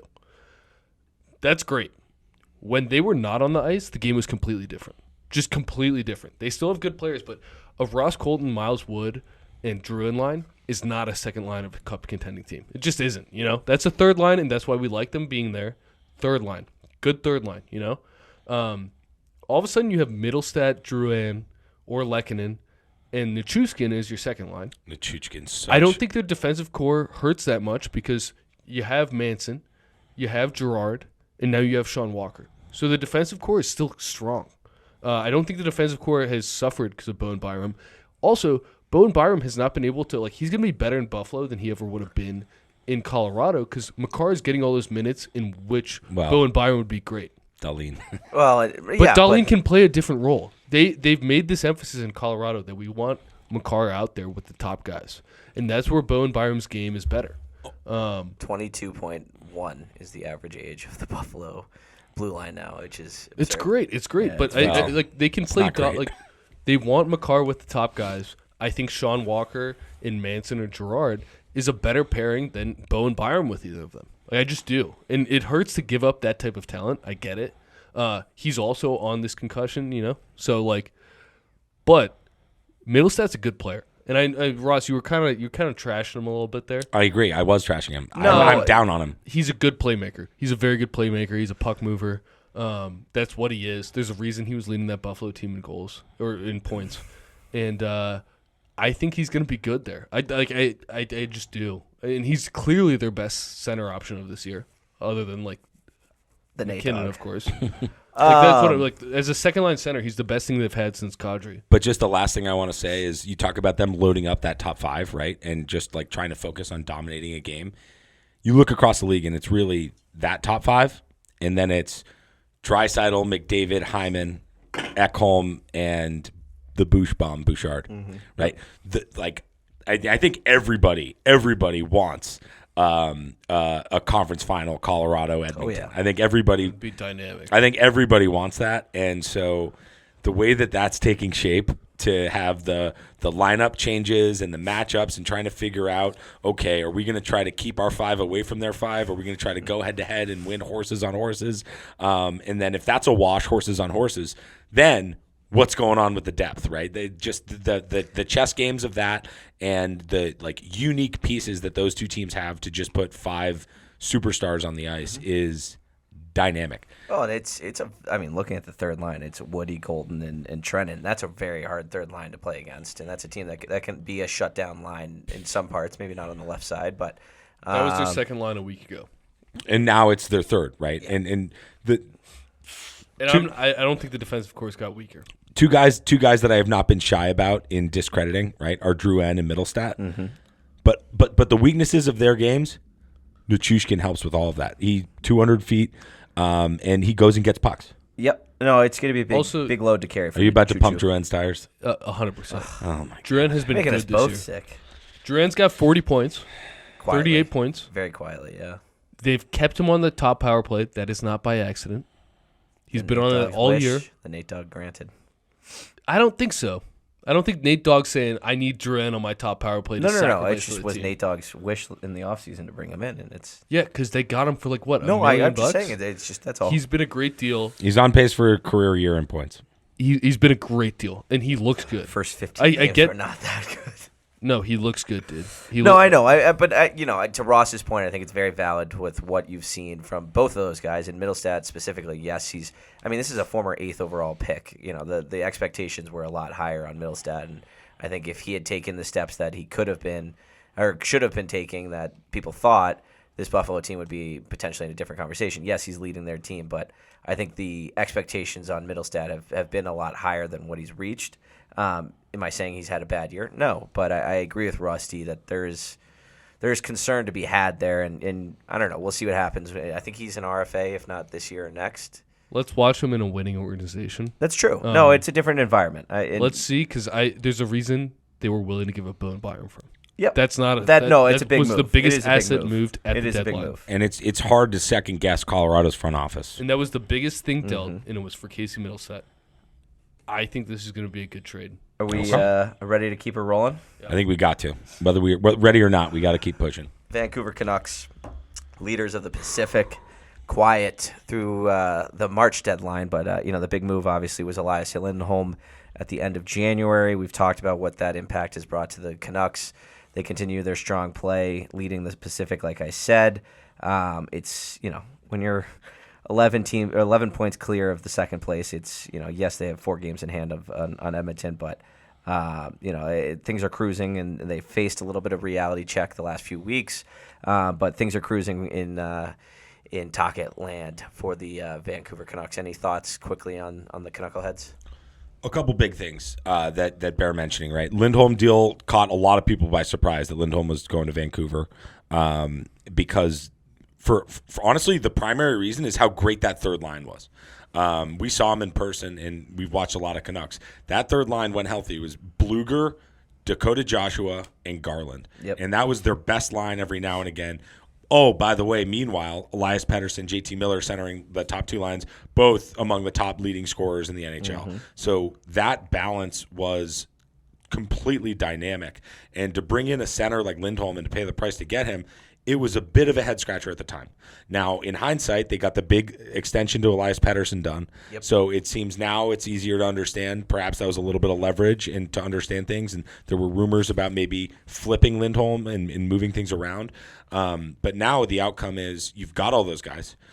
Joshua got hurt in late February, and he's expected to be back before postseason.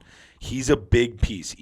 When we see the deadline and like teams talk about our own additions from within, right? I think Joshua coming back into the lineup, you can track when this team fell off the rails to when Joshua came out of the lineup.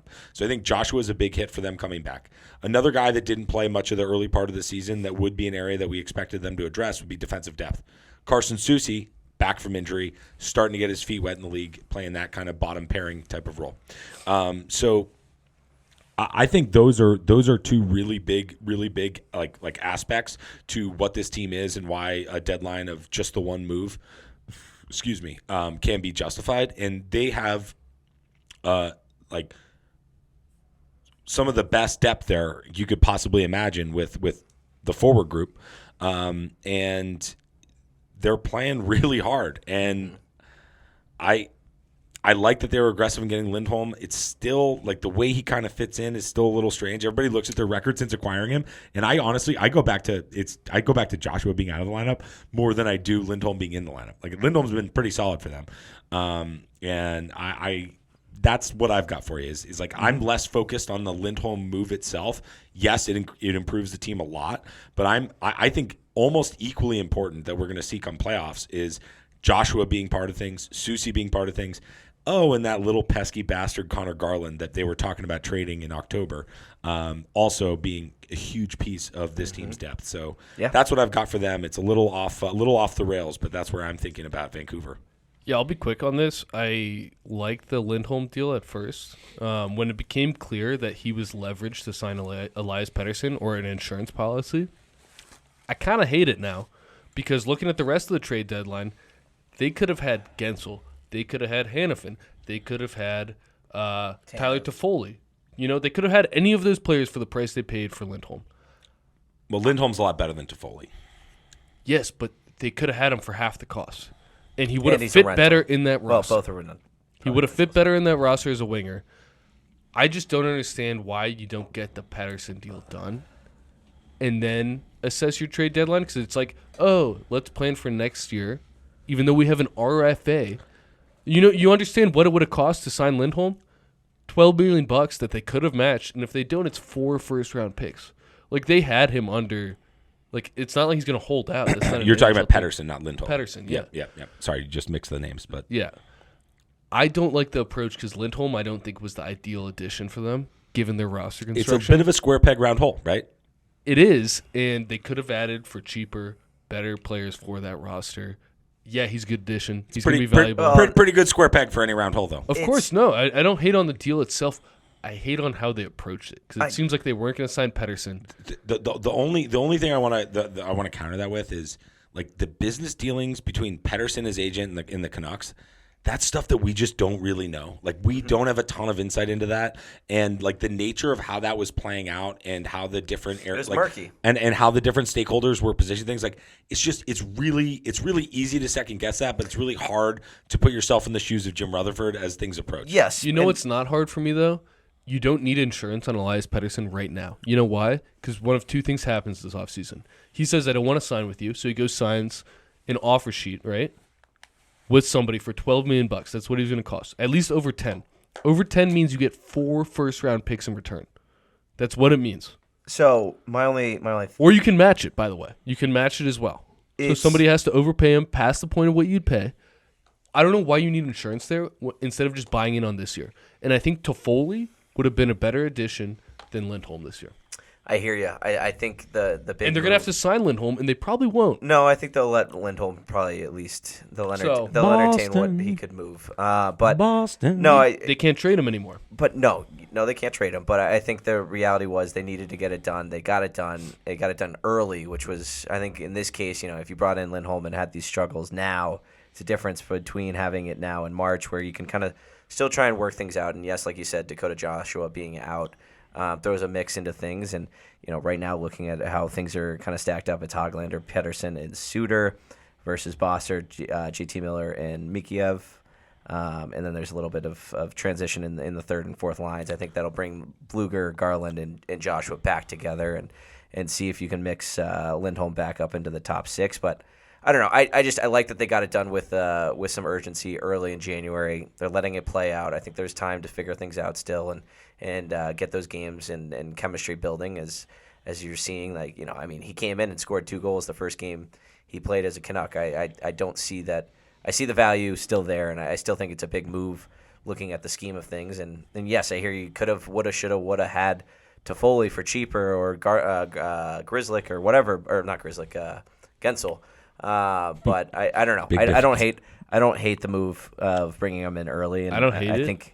I think they're still going to survive. It was a bet on the market, though, and they made 2 moves early, and they were completely wrong. Oh, the market. Look at the trade value this past week. Completely different than what they paid. Winnipeg survived it by being able to make more moves and bringing in Toffoli. But the shock was that a high center, or a decent center, depth center, was going to bring a first round pick. And what we've seen is the prices shifted obviously at the deadline. So I don't know. I don't hate the move from Rutherford. I think it's going to pay off in the playoffs, and I think Lindholm is going to see Vancouver's going to be rocking, and I still have my faith in the Canucks. A lot of eyes on that team come playoffs. That barn is going to be out of control. They got to win a series, and they absolutely got to, and it's going to be tough, man. Really quick hits on Van before we move on. I know it's not totally loose change, but JT Miller, first shift of this Vegas game this week. He got the puck behind the net, and he reverse hits where, like, he had the puck, and he kind of just chucked the puck in the backboards behind the net and just pile drove Pietrangelo into the top of the crease on the very first shift. It completely set the tone for the game on the road at Vegas, and they went on to pretty much dominate the whole game. JT Miller is going to win the Conn Smythe if Vancouver wins the Stanley Cup. Book that right now. Yeah, he's Sam Bennett with the points. And the second leader there, for potential Conn Smythe if they win it, Thatcher Demko. I'm not going to talk about Thatcher Demko, but do you guys know that he has Mugatu on the back of his goalie mask? I did not. That's incredible. So sorry. I mean, a little bit off the rails, but I just had to get that out. I'm completely sold on that. Give me all the Mugatu we can get. You know, that's our future U.S. goaltender. I like it. So I thought those were important points to bring up as we talk about Vancouver positioning for the playoffs. We got Mugatu on their side, and JT Muller's just an absolute bull, man. I love that guy's fucking compete. I told you I nominated him for termite, even though he's a better than a point. He's a 95-point player this year. I think he might be Sam Bennett with point production. I love that comp. Sam Bennett might be an 8 on the JT Miller 10 scale. Vancouver we just need to see in the playoffs. Stay a little quiet through the March deadline, but did make some moves earlier, obviously bringing in Elias Lindholm. We got to move on. We are moving on, and we're moving on to the Edmonton Oilers. They made 2 moves. The big one, bringing in. Go ahead, Jack. Go ahead, Jack. Bringing in Adam Henrique, Sam Carrick from the Anaheim Ducks in a trade for a 2024 first rounder and a conditional 5th rounder in 2025. And the last deal was to bring in depth piece Troy Stetcher from Arizona for a 27th 4th rounder. Boys, we've talked about McDavid. We've talked about Draisaitl. We know what, you're seeing the steps that Bouchard's taking. So it wasn't a huge shock to see the D-Corps wasn't too much of a priority, I think, at the deadline.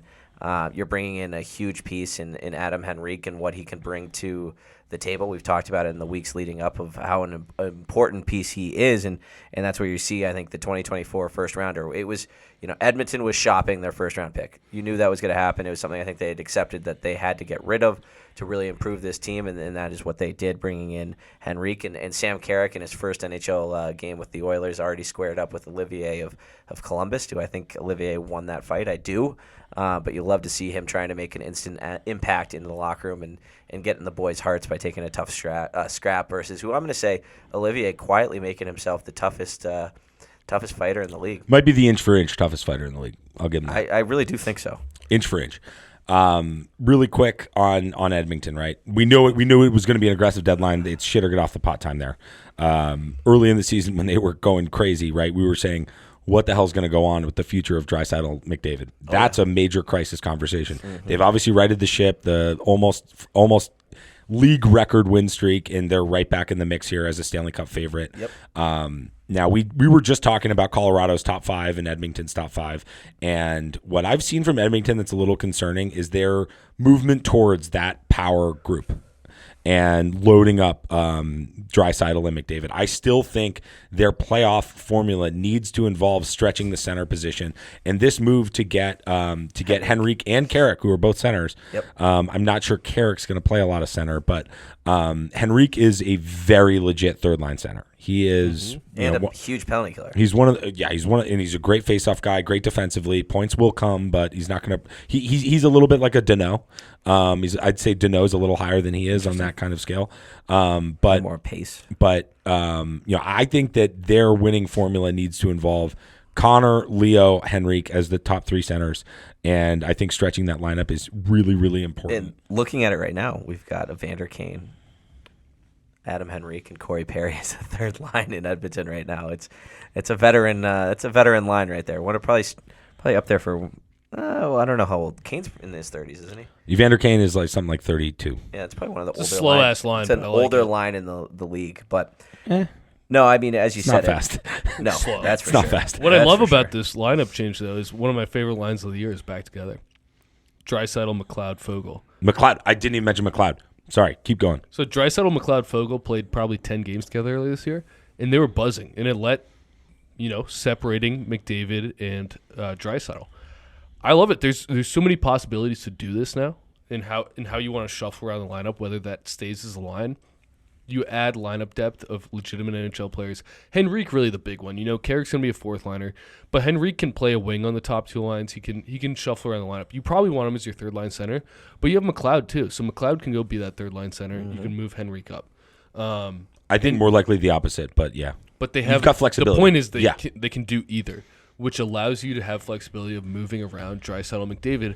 And you know what? End of the day, they're going to play together for a couple shifts in the playoffs, maybe a couple games. Oh, you need a goal. They have that ability to do it. Oh, yeah. The outlook looks a lot better. I didn't think it was a necessary trade, but now looking at it, I'm like, this is better. And when you have this loaded team, take advantage. No, it's offer up your 1st round pick again. first-round pick means less to this team than it does to a lot of other teams. Correct. For a team that's hopefully competitive in every year, you're looking at a 25 to 30 something overall pick. But no, I mean, talking about this team through their struggles, it was they have a fourth line AHL line, and now it's led to them having Janmark, Carrick, and Brown as the bottom six. Connor Brown scored yet? I don't think so. But it adds a little bit more depth that this team needed and they were seeking, and I still think yes, looking at Colorado and what they added, this is a scary lineup. This is a very scary lineup, in my opinion. Yeah, I mean, when you start with McDavid and Draisaitl, it's terrifying. Just the only thing I'll say about Edmonton, right? I think it's not a hot take to say they're among the favorites and one of the most dangerous teams rosters. We know about 97 and 29. But the emerging trend of coaches, when they get into a jam, loading up and top-loading their lineups, it's something that I'm keeping an eye on because we've seen it. This isn't a pure Bruins podcast. I'm not going to go crazy about that thing. But I've seen it across a number of different teams. And to me, the deadline helps manage that because of the flexibility that you mentioned, Arm, about how they could load that up and still be pretty solid below. But I want to keep a close eye on that because now we've got this final stretch of the season where you see what you are with the new roster, and you see how those different pairings and groupings work together. Edmonton. They've got this is it. It's go time now, and they got to hope that Stuart Skinner doesn't fucking blow it for him because I think he might. Good. I think he might. He might, yeah. But this is no emerging trend of top-loading this first line. This has been going on for a while. Maybe as long as hockey's been around. Yeah, this is not emerging trend. I think it's been in closer focus because I'm so big on depth. Obviously, NHL teams are too, but you want to have the ability to have a second line that doesn't need to have one of the big guns with it. And when you carry two guys with 10+ million on your salary cap, you kind of want to separate them because your depth will not be as good typically. Yeah. Trades help solve that. Yeah. One just little nitpick, right? Troy Stetcher is also a little pickup that they had. Yep. Stetcher is a guy that I don't think you want in a playoff lineup. I don't consider him a depth defenseman. He strikes me as kind of a point merchant on a bad team. He's an offensive defenseman that really doesn't belong on a playoff team, and I don't know that he's the guy that you want to flirt with in your bottom pairing if Cody Ceci or Desharnais, either if their games or if their games go to shit or they get hurt. Now you've got Stetcher in the lineup. That I don't see Stetcher playing 12 minutes in a playoff game. I don't see him handling. I hear you. I also have watched Desharnais play playoff games, and he does not deserve 12 minutes in a playoff game. And I know he might be getting better, but Desharnais is a liability.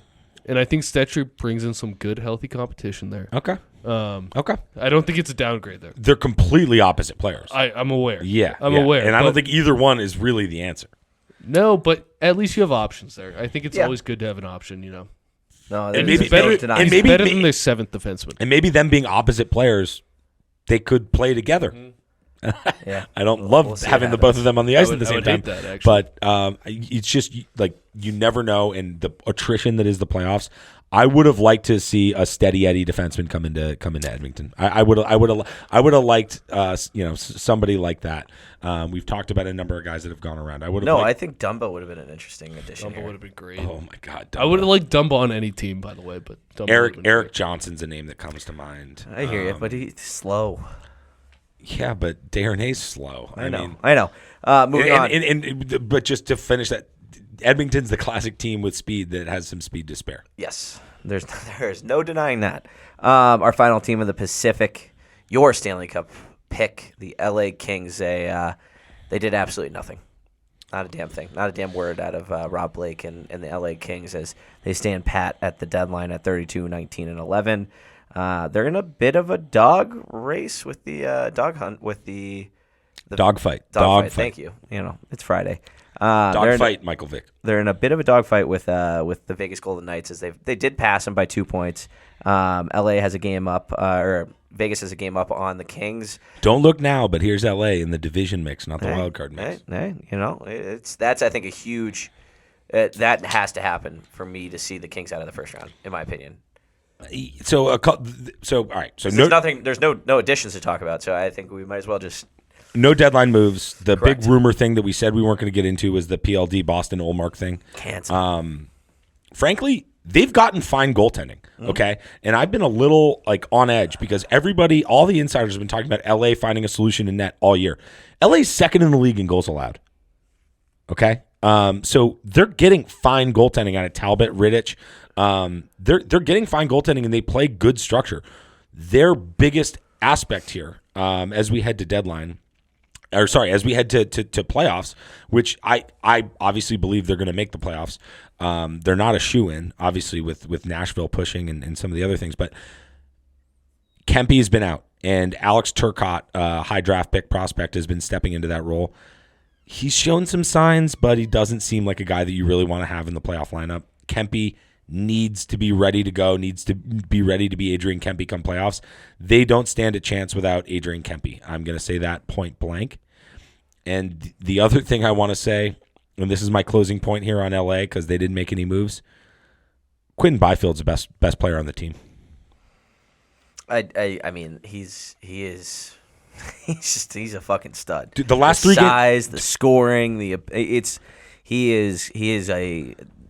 the future of that organization. He moves his feet. He flies. He's big. He's physical. He's assertive. He distributes. He protects the puck. He back checks.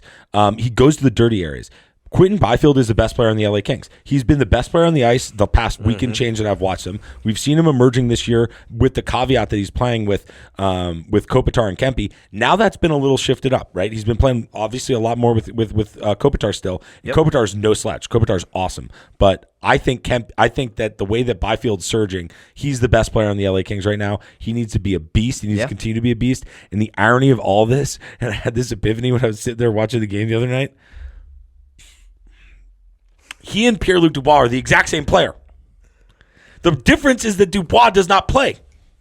Like, when Dubois was dominant for Columbus in some of those playoffs, right? I think it was the COVID playoffs when he really was a stud. When they beat Tampa? Yeah, something like that. When Dubois is going, he looks just like what Byfield looks like now. And I just don't think they're going to unlock this fucking shitbird Dubois. So we've talked a million times about it, but I need to give Byfield that because saying that we're buying into him and he's going to be a great player, that's one thing. Saying he's the best player on his team at 23, at 6'5", 220, and skating and moving and scoring the way that he does, doing everything, those are completely different things. And it's time to accept that Byfield is an elite player in the NHL. Before I toss it to you, Arm, Kempe should be returning in hopefully the next week, but they did avoid a big injury scare for the winger. Arm, what do you got on the Kings? No moves, as we talked about. Yeah, Byfield, just quickly, certified kaiju. Love that. Absolutely. Certified kaiju, just freaking nature, and you can see the potential could keep growing. Well, the potential is there. I don't think it gets any better than this. I mean, I do. It's hard I think there's a goal-scoring touch that could be better. Should have seen him the last couple of games, man. I'm not. This is not a hate on him. I'm just saying the point production could elevate. I know. I'm just saying, like, I don't see many players in the league that are better than what he's doing right now. Oh, he's going to be a 60, 70, 80 guy. There's just very few guys with that size and skill. Maybe 90, 100. Yeah, 80 plus in 200-foot games. There's still more to unlock. And I don't think he plays penalty kill for them. They don't need him to right now, but that's another thing. With his reach and speed, he could be a shorthanded goal threat too. I just think his upside, I'm not sure he'll get there, but his upside's like a Mikko Rantanen. Like just a monster. At center. Bigger. Who can play center, exactly. A monster who has just skill that doesn't match his body. I would struggle to name 5 guys of that size that have that skill. So yeah, and assertiveness and buy-in and foot move, like his foot speed. All right, unbelievable. Yeah, he's sick. Right. Kings, I would have liked to see a little bit more, but again, but what would you do for LA? What would you address? I would have liked Toffoli coming back there. I think that would have been a good move. I just think like a cheap scorer. Kempe insurance, some Kempe insurance. Yeah, because Kempe is a good scorer. He's not a great scorer. But I think Toffoli's as good of a scorer as he is. The one thing, no. I know we don't want to bring He's not. Army is not. He's not. Toffoli doesn't create the offense Kempe creates for himself. Kempe's a good creator. I'm talking about just shot. I don't know if they have an elite shot. Fine, put him on plexiglass. I know we're talking rumors, we're talking speculation, but it does seem like LA is probably... They're hitting the panic button on PLD. Is that fair to say? No, it's over. It is what it is. You have what you have, and you're married stuck. to it. Yeah. Their winning formula involves PLD being at least 75% of what he's capable of. That's all they need. They need 75%. Right now, they're getting about 12%. And in my opinion, embarrassing. He got pushed off the puck last night by Brady Tkachuk in a wraparound goal. It was such an embarrassing effort from him. And it's just like the rest of the team's out there busting their balls in a tight checking game where they're in this race and they have a chance to get into that mix and avoid having to play a top seed. And it's like this is the one guy that's not buying in, and I don't even fucking get it. Kevin goddamn Fiala is playing his ass off. Oh, yeah. If Fiala can play his ass off, whatever. We're done with No, PLD. I'm done talking that guy. It's the last thing I'll say about it. It is the difference between them being a division round seed versus a wild card. If they're a wild card team, it's one and done for the Kings. I wanted Lawton so that PLD could get a little bit out of my face, and I hear they didn't do it. They did not. Moving on to the wild card. The wild card consists of the National. Very last thing on LA. Last thing on LA, as you said, you were done. Maybe Byfield's emergence gives them a little bit more optimism for the future in thinking that, maybe if this isn't the year, then maybe they're ready to do a reload and have a summer where they're a little bit more aggressive. We'll see. We'll see what happens. Well, let's see if Brant Clark plays a little bit more. Clark's been playing. He's been looking pretty good. But he's kind of in and out of lineup at the moment. It hurts. Which, Mikey he's been Anderson playing like he should be in the lineup every night. Mikey Anderson and who am I thinking of? And Kempe are out right now. We'll see what the returns. It looks like Kempe is the one guy that should return sooner out of the two. Moving on to the Nashville Predators, the wild card. The two teams, and we'll get to Vegas after, who was very active. The Nashville Predators. They added Anthony Beauvillier, a prospect for Trenton, and a third-round pick, Jason Zucker, and Wade Allison for the Nashville Predators. A team that's in the, they're sitting in seventh in the wild card. They're in a dog fight with Vegas, as that's another one, but Vegas is also just 2 points behind the Kings for that third place in the Pacific. Calgary's kind of really exited the conversation, so is it safe to say these are the 8 teams that we'll probably see in the Western Conference? More likely than not. But the Nashville Predators did sell a little bit. As I said, they got rid of Trenton and Guryanov and some other prospect. But what do we got of Barry Trotz in the Nashville Predators, boys? Go ahead, Arm. So I love the Zucker trade. 6th-round pick for Jason Zucker is a great move. And it's the exact move this time a team should make because it's like, they're probably a playoff team. Good goaltending, good defense, good forward group, especially great top line. Needed a little secondary scoring. Jason Zucker provides that. I like it. I like that move. I like them not selling fully. I think they could have sold a little bit more. Yeah, there's a lot of talk around some players, Carrier mainly. Yeah, they're in a playoff position. They look pretty good. Philip Forsberg is so good. He just is. Obviously, Roman Josi is one of the best defensemen in the league. It's tough because they're kind of in a weird pendulum of where they're going to be. And they don't seem like they can beat any team in the West that they're going to play in the first round. But UC Saros can turn it on. He has not been great this year. He's been very good, which for him is a down year. Is it safe to say that the Winnipeg of last year? Well, they're the Nashville of last year. Yes, they got swept by Colorado in 3. Yes. Yeah. I mean, they got fed last year. I think so. Army, I didn't mean to cut you off if you were going somewhere with that. Well, my point, the thing I like most about the Jason Zucker move, I think a lot of their prospects have profiles of being different styles, but Jason Zucker's of the future. Like Evangelista, love the player. He's a middle 6 forward, and that's not a like. I think people oftentimes take that as like an insult. No, I think they see that as his player projection. But like that's not an insult. That's a good player. I like Jason Zucker as a veteran add to this team. It's a way to say like, look, we're not selling here, but we're also not like viewing ourselves as a favorite. Let's go out there and like compete, see what happens. I just my issue with Nashville is understanding what their future is. That's a tough one. Yeah. Now they have this kid Askarov, who's the goalie of the future, and that's where Saros was a big trade. I mean, we're not talking about rumors, but Saros was talked about at this deadline, and Askarov's been the best goalie in the AHL, and it's been a part of the best AHL team in the AHL is the Milwaukee Admirals. Totally. But I think what they saw is like, let's keep UC Saros this year. Askarov can finish the year in the AHL, and come off season, Saros' trade value is not going down. So here's a question for you guys: what the hell's going on with the goalie market? Tough to read. I mean, if you would have said that Jake Allen and the goalie from San Jose would be really the only two goalies on the move this trade deadline, I would have said, no, you're probably crazy. But I don't know. I mean, Calgary did not want to get rid of Markstrom. What's going on here is goalies are really hard to find that are good. Most teams need one. Mm-hmm. Even the contenders need one, a lot of them. UC Saros is a starter on all but 7 teams in the NHL at most. Yeah, right? So they're talking about a massive asset. At the deadline, it's a lot harder to do that because it's not a hockey trade. And they're going to want a hockey trade. They just are. They're not in a rebuild mode right now. Right. They're going to want players back. So a team, like I think this is me like trying to have some insight into their room. They're going to look at a team that doesn't have a goalie, that flopped in the first round this year, which there will be 1 or 2, and say, look, you guys need a goalie. Probably 3 or 4.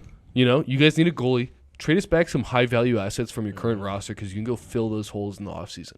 At the deadline, it's so hard to trade a UC Saros and get real players back because anyone wanting a UC Saros is not going to give you real players back. It's a really tough market to figure out. I think that's spot on. I think that is truly spot on. And they're good. They're in a playoff position. Why trade them for a worse value when you're in the playoffs? When you can trade them for the same value in the offseason, if not better. So the goalie trade market, it appears to me at this second that the goalie trade market is as unpredictable as the goalie prospect, the goalie draft market, the goalie development market. Like it's like of all the hockey people that are around NHL front offices, very few are goalies, and so nobody really understands a goalie other than a goalie. Yep. And I just think that there's like this big clouded mystery around how it all works. And I'm not going to keep talking about it on the pod because I don't understand it. I'm hoping that this offseason brings some clarity. I'm hoping for that because right now it's a complete mystery to me. And I've been banging on the Olmark thing since last offseason. It sounds like he was around this one. But Saros is in a similar spot here where what is Nashville's formula for getting out of the first round? It's Saros standing on his head and stealing a series. And I've seen him face 55 shots to 12, night after night after night, and all it produces is a couple overtime losses and a gentleman's sweep. Like so, that's the scoop on Nashville. But I mean, they've got a tough young team. They've got some guys that you're definitely concerned about playing in the playoffs. Ryan O'Reilly, Philip Forsberg, obviously Yossi, all the things that he can do, and they've got this youth movement, right? Novak, Evangelista, some of these other guys coming up, but it's just like to me. I'm not like puzzled or bewildered by their deadline. They picked up Bolivier, they picked up Zucker, they picked up a 3rd round and a prospect, and all they dealt were late round picks. So it's like I get it. It's kind of a transitional move, and good for them for just competing and hanging around and getting into the tournament. But I don't look at this team as one that has a chance of getting out of the first round. Another Philly. But also, imagine they win a series. What has to happen for them to win a series? That means O'Reilly needs to be elite. No, it's very simple. Saros steals 2 games. What does that mean? If Saros steals 2 games, his value in the offseason is through the roof. I don't know. I think everybody knows he can do that. I don't. It's different when you see it. Okay. I think there's to no your point of them I think, trading him right I think the goalie position in the National Hockey League is the least understood position in professional sports right now. It is for me. Vegas rip out like 8 goalies last year. And win. Yep. And then Aiden Hill found some magical But like, stuff. there's this idea that you can have some guy get hot and be good. Then let's get to the Vegas Golden Knights. Our last team on the deadline. The Vegas Golden Knights. It was a week that started with Mark Stone, or a few weeks ago, started with Mark Stone hitting the long-term IR. We've already admitted we're not going to be here to explain that movement and what the maneuvering can be done. But it allowed Vegas to make many moves that we'll get into. Started with Anthony Mantha, bring in the forward from Washington Capitals for a 2nd and 4th round pick. Right at the beginning of the flurry of trades, right? Mantha was one of the first dominoes to fall, and you were like, okay. Yep. Okay. And then Vegas starts to post on Twitter the dotted I's several times, and you're just like, oh, God, Vegas is loading up. Which I want to say, honestly, I hate that. I hate, like, the social media sizing. Like I know it's fun, and so, of course, Rusty hates Vegas. it. It's Vegas, and it was as TSN, as I'm looking at it, has major trade. Noah Hannafin is a Vegas Golden Knight for a prospect conditional 1st in next year's draft and a conditional 3rd round in the year after. Are the Vegas Golden Knights done? No, they're not. as they would strike a trade at 2:56 with the 3 p.m. deadline. Thomas Hertl, a guy that we talked a little bit about San Jose. It's like, oh, I don't think they're going to move any. Hertl's locked up for forever. Tons of money there.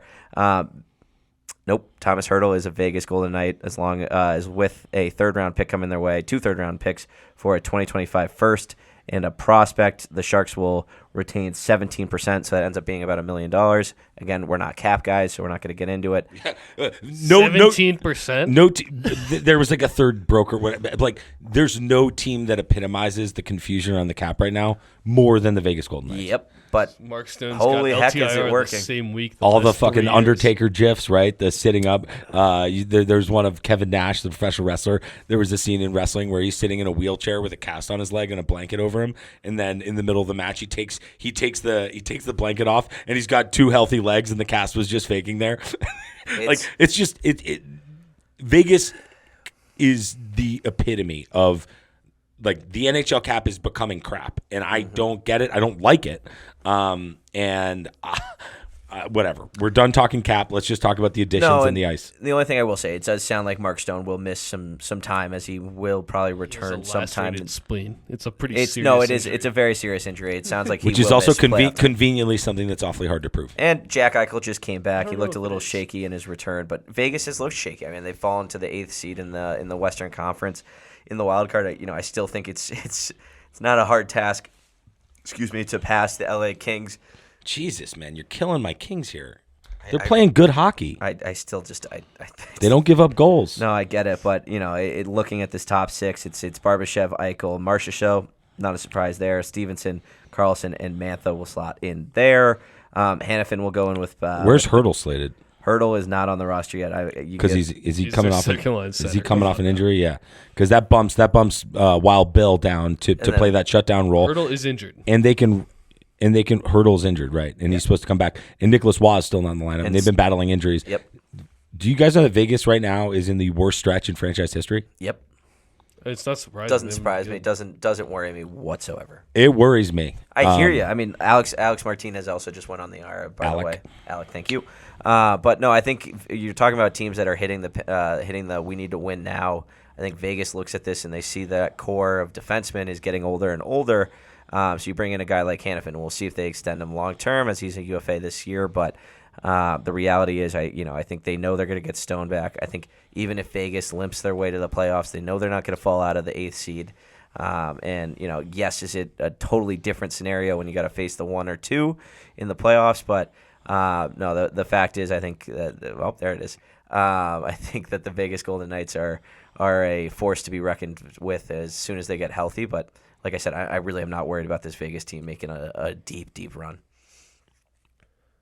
I'm worried. I am. I'm You guys worried. both can. You both I'm worried. can be. Yeah. You both Go ahead, can Arm. Go ahead, Arm. So first off, one of the best defensive cores in hockey. Yep. That adds Hannafin. Not lately.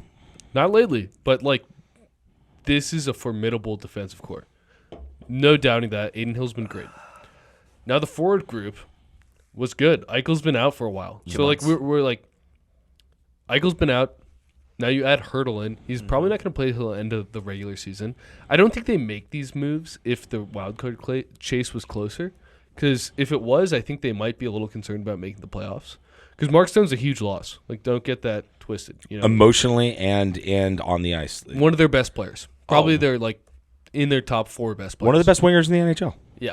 And they ruled him out for the rest of the regular season. I'm not even sure he's a lock for the first round. From everything I've heard, lacerated spleen is a pretty serious injury. I remember, Peter Forsberg had to deal with that one year. He had to have it removed. He missed several. He missed the whole season. They came back for the playoffs and they won it all. I know. But I know there's a lot of memes because this is the 3rd straight year Mark Stone's been injured in the exact same week. Highly memeable. Placed on LTIR. And Highly they made memeable. a big move. Yep.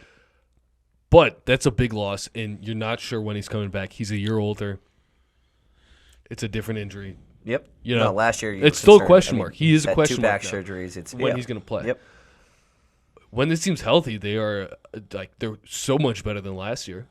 When they won the cup, they just are. Hertl is a huge addition. Hertl is a great And I can't player. tell you, we talk about Okposo being happy for him on a good team. Hertl seemed like he was destined for nothing. We haven't watched Hertl play an important hockey game in about Since 5 or 6 years. And I the think on our playoffs, yeah. preseason preview, we were like, we feel bad for Hurdle because he's such a great player, and we're never going to see him get to play good hockey. Yep. I'm hyped about this because he seems like he'll fit right in this mold. He's a playoff player. Sneaky like, physical. At the beginning of his career, he was totally a playoff player when they were in the playoffs, you know? When the Sharks were a perennial threat, yeah. Yeah. That's a huge – I don't think people understand – people have forgotten about how good Thomas Hurdle is. Massive. That's a bigger addition than Hannafin in my mind. And Hannafin's a great player, huge player. Then you get Mantha on the third line. This team is if they come back healthy, they're a threat. And if they're the 8th seed and they're playing Vancouver in the first round, I'm taking Vegas. This is the strongest 8th seed. I just watched the two teams play last night. I hate the deadline for Vegas. Interesting. Why? I hate the deadline for Vegas. Explain why. All right. Just in chronological order, right? Mantha, they pay a decently high price to get. I think you can get that kind of production out of guys like Colasar and Nicholas Waugh. We've seen it as physical presence that contribute offensively. Mantha's not a physical presence. He's large. He is the epitome of large with no physical presence. Adding to my point that I don't like their deadline. He's a scorer, though. But I think they can get that kind of scoring from those physical presences and guys like Amadio. Amadio, sneaky, very skilled. Cotter, grinder, third, fourth line, fourth line. But Cotter's got some skill. You see him make some really great plays. He's a great skater, and he can make plays at high speeds. So I think the Mantha acquisition, you're getting an inconsistent player that's got no playoff track record. You're paying a decent price for him, and I don't think it really fills a need. Okay, now we move to Hannafin. I think Hannafin's one of the most overrated defensemen in the NHL. I think his next contract is going to be a terrible contract. He is a beautiful skater. He's one of the best skating big men in the NHL. It is a joy to watch his feet and hips move the way that he skates. No homo. Now, when we were talking about Hannafin of the Knights a couple weeks ago, I said, "Do you really want to split that whole thing up? You've got that 6-strong decor, and adding Hannafin into the mix, you're breaking from your winning formula last year by doubling down in it." And what I've heard from kind of the Knights coverage around it is that this 6-deep decor, when all together, has not played as well as they expected this season. They've taken a step back from either age. I mentioned between Haig and Whitecloud, potentially us seeing their ceiling and them kind of having a return to the mean, water seeking its level there instead of them continuing to progress up. Like it could go either way. That's in the mix. Martinez is long in the tooth, right? He's 36 years old with a lot of tread on those tires. Guy's played in 1 million playoff games. Still effective, though. Totally effective. Great shot blocker. I'd want him on any playoff team, right? He's hurt right now, but again. And Petro is one of the sneaky top 5 defensemen. But my point is, Hannafin comes in here, and they pay an arm and a leg for him. He's an expiring contract. And is he going to play a power play? Well, they've got Theodore. That's a much better option running a power play. They've got Pietrangelo, much better option running a power play. So he's not going to get a lot of power play time and contribute there. Is he a physical presence? He's large. He skates well. He's not soft, but he's not mean. He's not assertive. He doesn't throw hard checks. And he's very smooth, makes a great first pass, gets a puck out. He's a very good player, okay? I'm not saying Hannafin sucks. But Hannafin, and I've been saying this in my Bruins thread, and I've been getting bashed because it's oversimplifying it. Hannafin is fancy Brandon Carlo. He's got less length. He's a better skater. He's got softer hands and better puck moving. But ultimately, he fills a similar role. He's the ideal third defenseman on the team. He's slotted in there in Vegas right now. And he's about to sign a ticket to be a Robin. And I don't think he's a Robin. So that's what I got on the Hannafin bit before I get to Hurdle. Your thoughts? Yeah, so the Hannafin bit, they did not pay for him to be a Robin on the trade market. People were surprised how little they paid, and that's because there's this impending reality that he wants to play in Florida. Well, they say that because yes, Florida has been a destination, but it's also because there's no income tax. Nevada, I think, is the same thing. Yes, they coughed up two 1s, a 2, a 3, and a 4 across all these deals. Yes, no, not just for Hannafin, but across all these deals. Yeah, but for Hannafin, they did. Hannafin's price was expected to be a lot higher. It was at least a 1, and it was. It was a 1. Conditional. What was it? It could be a top 10 protected, but what was it? Conditional. What was that it? They win a playoff conditional series. 1, 3rd, and a prospect. Okay. All right. If they don't win a playoff series, Miromanov. it's a 2nd instead of a 1. but Okay. it's Vegas. Okay. Just going for Hurdle, Hurdle's impressive, but the long term thing about Hurdle is I would expect Hurdle to get shopped this summer. I don't know if he fits into how they look at everything. Oh, and he's signed long term. It's a tough. Money it's a hot potato. I think it's good for this playoffs. Right. But what I also want to say there is we have an idea of a Tomas Hurdle. But there is no tangible recent history of watching him play his best hockey. It's been a while since any of us have seen him dominate. Oh, it's yes. But given the circumstance, and he's on that long deal. So Hurdle, I look at as a risk. I like the risk for this playoff run, but it creates some long term major shuffling. So you couple all of that with the injuries they've dealt with, them going through a tough stretch. They're getting great goaltending from Aiden Hill right now and losing. I don't know. I'm worried about Vegas. I really am. I hear you. I mean, it's different to see the Vegas Golden Knights in the 8th seed. There's no question about it. And the injuries have piled up as a plenty at this point in time. But I don't know. It's tough to look at and say, yes, it's been a while since we've seen Hurdle, but Eichel, Marchessault's up at the end of the year. Marchessault. I mean, this is a loaded lineup still. Yeah, this is what happens when you're good. You have to make decisions on players, so that's going to happen regardless. No, it's going to be a great offseason to watch out of Vegas because they have some maneuvering. But that's my hottest take out of deadline. I hate it from Vegas. You might be right in 5 years from now. You might be, but we're talking about a team that we looked at the start of this year. Cup favorite for obvious reasons. They were running it the back. most depth team in the league. Well, they ran back on the same roster. They lost Riley Smith. Yeah, and they haven't played well this year. You know why? Because they've been injured the whole time. Yes, but look at it. Lost Riley Smith, added Thomas Hurdle, added Hannafin, added Mantha. I mean, that's exactly my point. If they get healthy, this is terrifying. Probably the best roster in hockey because of their depth, because of how they play, and how they're managing the salary cap, which we don't understand. Mark Stone gets injured every time. Helps when Philly takes money. Helps when teams take money. I don't know. I get it, and they know what they're doing, but something seems up in Vegas. Something's up. I don't love what I'm seeing. Smells watching fishy them. to Rusty. We will revisit this when we get to playoff preview. Boys, I'm gonna pose this question to you. There you go. Top team through the deadline. Who you thought had the most impact? Who you thought had the best deadline? Who do you think had the worst? Rusty, I think I know who you thought had the worst, but who do we think had the worst deadline? I go last. Yeah, best deadline for me is pretty clearly Vegas, and I understand we just discussed this, but add the two of the best players on the market. That's the best deadline for me. One player who I don't think people even thought was on the market, so that is pretty great. I'm going there as best. Worst deadline, I don't think any playoff team really had a bad deadline. I'm going to go worst deadline. I'm going to go the Islanders. We didn't talk about them much, but didn't do much. They're playing good hockey right now, and they didn't do anything. And they're old. Yeah, so you would think maybe that they're lose cautious up in for the something. island. I would have liked to see them. Like they could have swung a Toffoli deal. Yeah. They could have done something. They didn't do anything. Kind of a weird situation to be in where you're not a rebuilding team. You're going for it. You're playing well. Weirdest team in the league, Islanders. Why not make a positive move for your roster? I hear you. No, I don't disagree with you. I think those are two strong picks. I'm going to differ from – I do think Vegas had a very, very strong deadline, but I think the Colorado Avalanche, they retooled.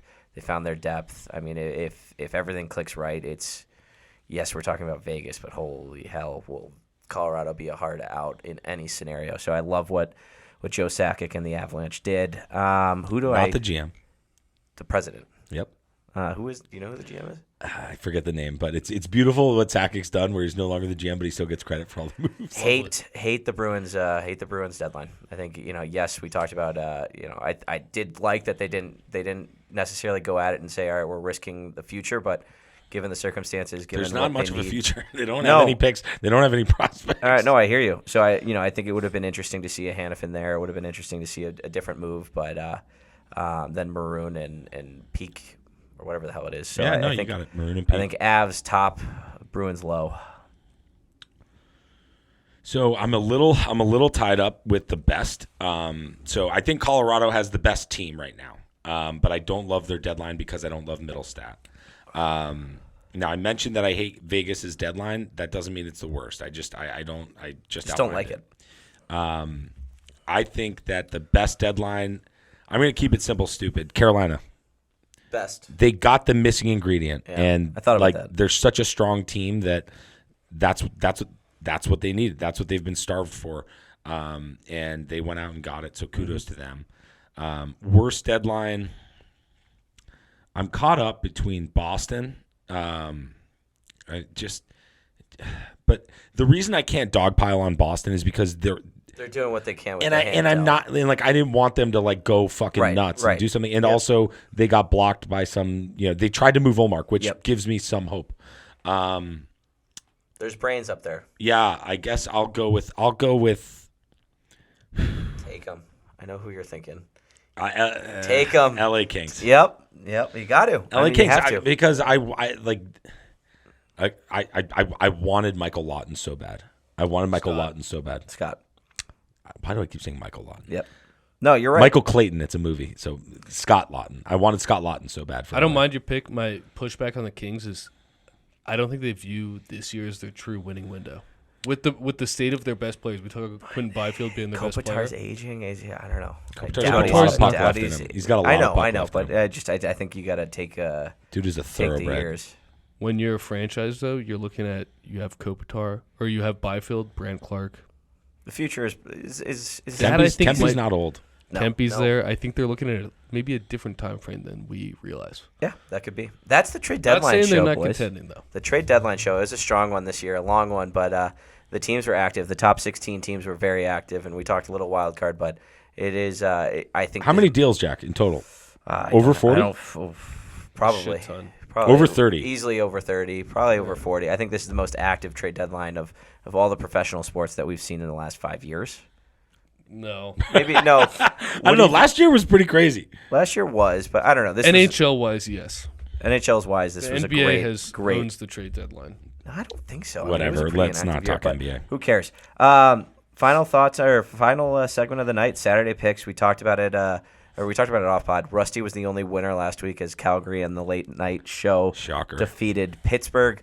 Army and I both took losses. The records are 12-7, 11-8, and 10-9. Rusty, you are on the clock. Jesus Christ. Got to be ready. I know. This is probably the most challenging Saturday picks of the year because deadline just happened and we don't know how it's going to shake out. Could see a lot of new faces making a lot of debuts on Saturday. I'm going to take the Detroit Red Wings to defeat the Vegas Golden Knights in Las Vegas. That's what I'm going to ride with. Hey, hot take artistry. That is the game we're in. I'm shitting on the most epic trade deadline across the league. I'm saying it was bad. So I'm going to have to just eat that one and ride it out. I'm take cornered. So I'm taking Army's Wings to defeat Vegas in Las Vegas, 9 p.m. Central, 10 p.m. Eastern. That's the pick, boys.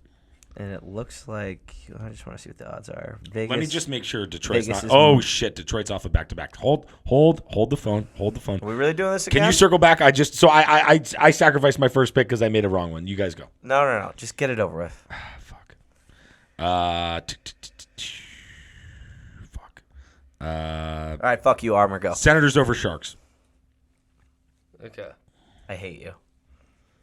Oh God, it's a matinee too. I really hate you. You know, I'm gonna be that guy, and I'm actually. Are you gonna take Detroit? I'm gonna take the Wings. I wanted the Wings. I know they're on a back-to-back, but Vegas could have lineup shuffling to do. They are favored in this game. This is, it's some juice to the parlay. Let's say, but maybe things don't, settle in properly for Vegas, and the Wings are kind of in a desperate mode right now. They don't have Larkin. I don't feel confident in this pick, but I like the situation. Chalk monster, Rusty taking a -200. Oh, Nope, you're gone. You're done. You're done. I'm not giving you 3 shots at this. I took the Wings. Wings. You tried, you went, you failed. Bam. Dallas Stars over the Kings in Crypto.com Arena in LA. 9:30 start, the late one. The finale on the Saturday night. I'm taking the Stars. I'm taking the Stank. Logan Stankoven and the Stars are going to come into LA and whip the Kings. Your Stanley Cup pick. Stars over Kings. Detroit over Golden Knights, and Jack, are you sneaking a puck line recommendation? for Stars over the Kings? I do. I mean, it's Friday, so I can't see some of the odds, but I like the Stars. You like puck line? They're plus money. Yeah. No. Yeah. Stars by 2. No, I mean they are underdogs in the game. They're plus 105 on the game. All right. So. Okay, there are our picks though. Fuck yourself. Those are our picks. Thank you, Rusty. Or thank you, Army. Senators and Sharks. Jesus, that's disgusting. Boys, what a phenomenal episode. The trade deadline, I know, is a long one. We appreciate you guys tuning in. Final thoughts before we close her on down for the night, for the week. I've got a phenomenal send stat that I want to close on. Ottawa is now 0-18 versus West Coast teams on the road this season. So that's why I think they're going to snap the streak. They can't go 0-18 versus the West on the road this year. That can't happen. I think it helps that the game's earlier than late, too. I don't know what helps what. Ottawa is a fucking mess. Brady Tkachuk emotionally out of control again last night. Took a terrible penalty late. Anyway, that's my final thought. Ottawa's 0-17 versus the West on the road this year. Well, I hope you're right. I sent a text about this the other day. Ottawa's playing in Anaheim. Anaheim had just traded Carrick and Henrique, so they were already down those 2 players. Then they were missing McTavish, Leo Carlson, Oh, jeez. and Troy Terry. Oh. And John Gibson was not starting. So it's an AHL lineup. And the Senators lost that game. Oh, Jesus. So I was almost considering taking the Sharks there, but they just lost, Duclair. Shit. And Hurdle from But the Hurdle's been hurt. organization. Yeah. Yep. Good way to put it. This will be a fun Saturday picks. Sheesh. Those are your final thoughts? Yeah, Yanni Berger's winner for Detroit. Jonathan Berggren for Jonathan Berggren. Hawks finally snapped their 25-game road losing streak. Things to look at. Yeah. Yay! And Termite of the Week will be back next week. Termite of the Week will be back next week. The trade deadline hogged most of our attention, but we appreciate you guys tuning in for another phenomenal episode. If you want to subscribe, hit that button right below. If you want to follow the boys, go follow. Or actually, sorry, where can you hit us up at the mailbag, Rusty? Slotshotpodcast@gmail.com. We got some emails this week that we couldn't get to due to deadline. We will revisit. We will empty the mailbag next week. That's a promise. Yep. Book it. Go follow the boys at Rusty Pedroia. Go follow armdog_SS. Give me a follow at Siffyman. Follow the podcast at Slotshotpodcast on all social medias. We appreciate you guys tuning in. We'll catch you guys for trade deadline number 3 next year. But we'll see you next week on our normal time schedule. Wednesday recording, Thursday post. Block your calendars. Trade deadline 2025. Look forward to it. Everyone have a fantastic weekend, and we'll catch you guys next week.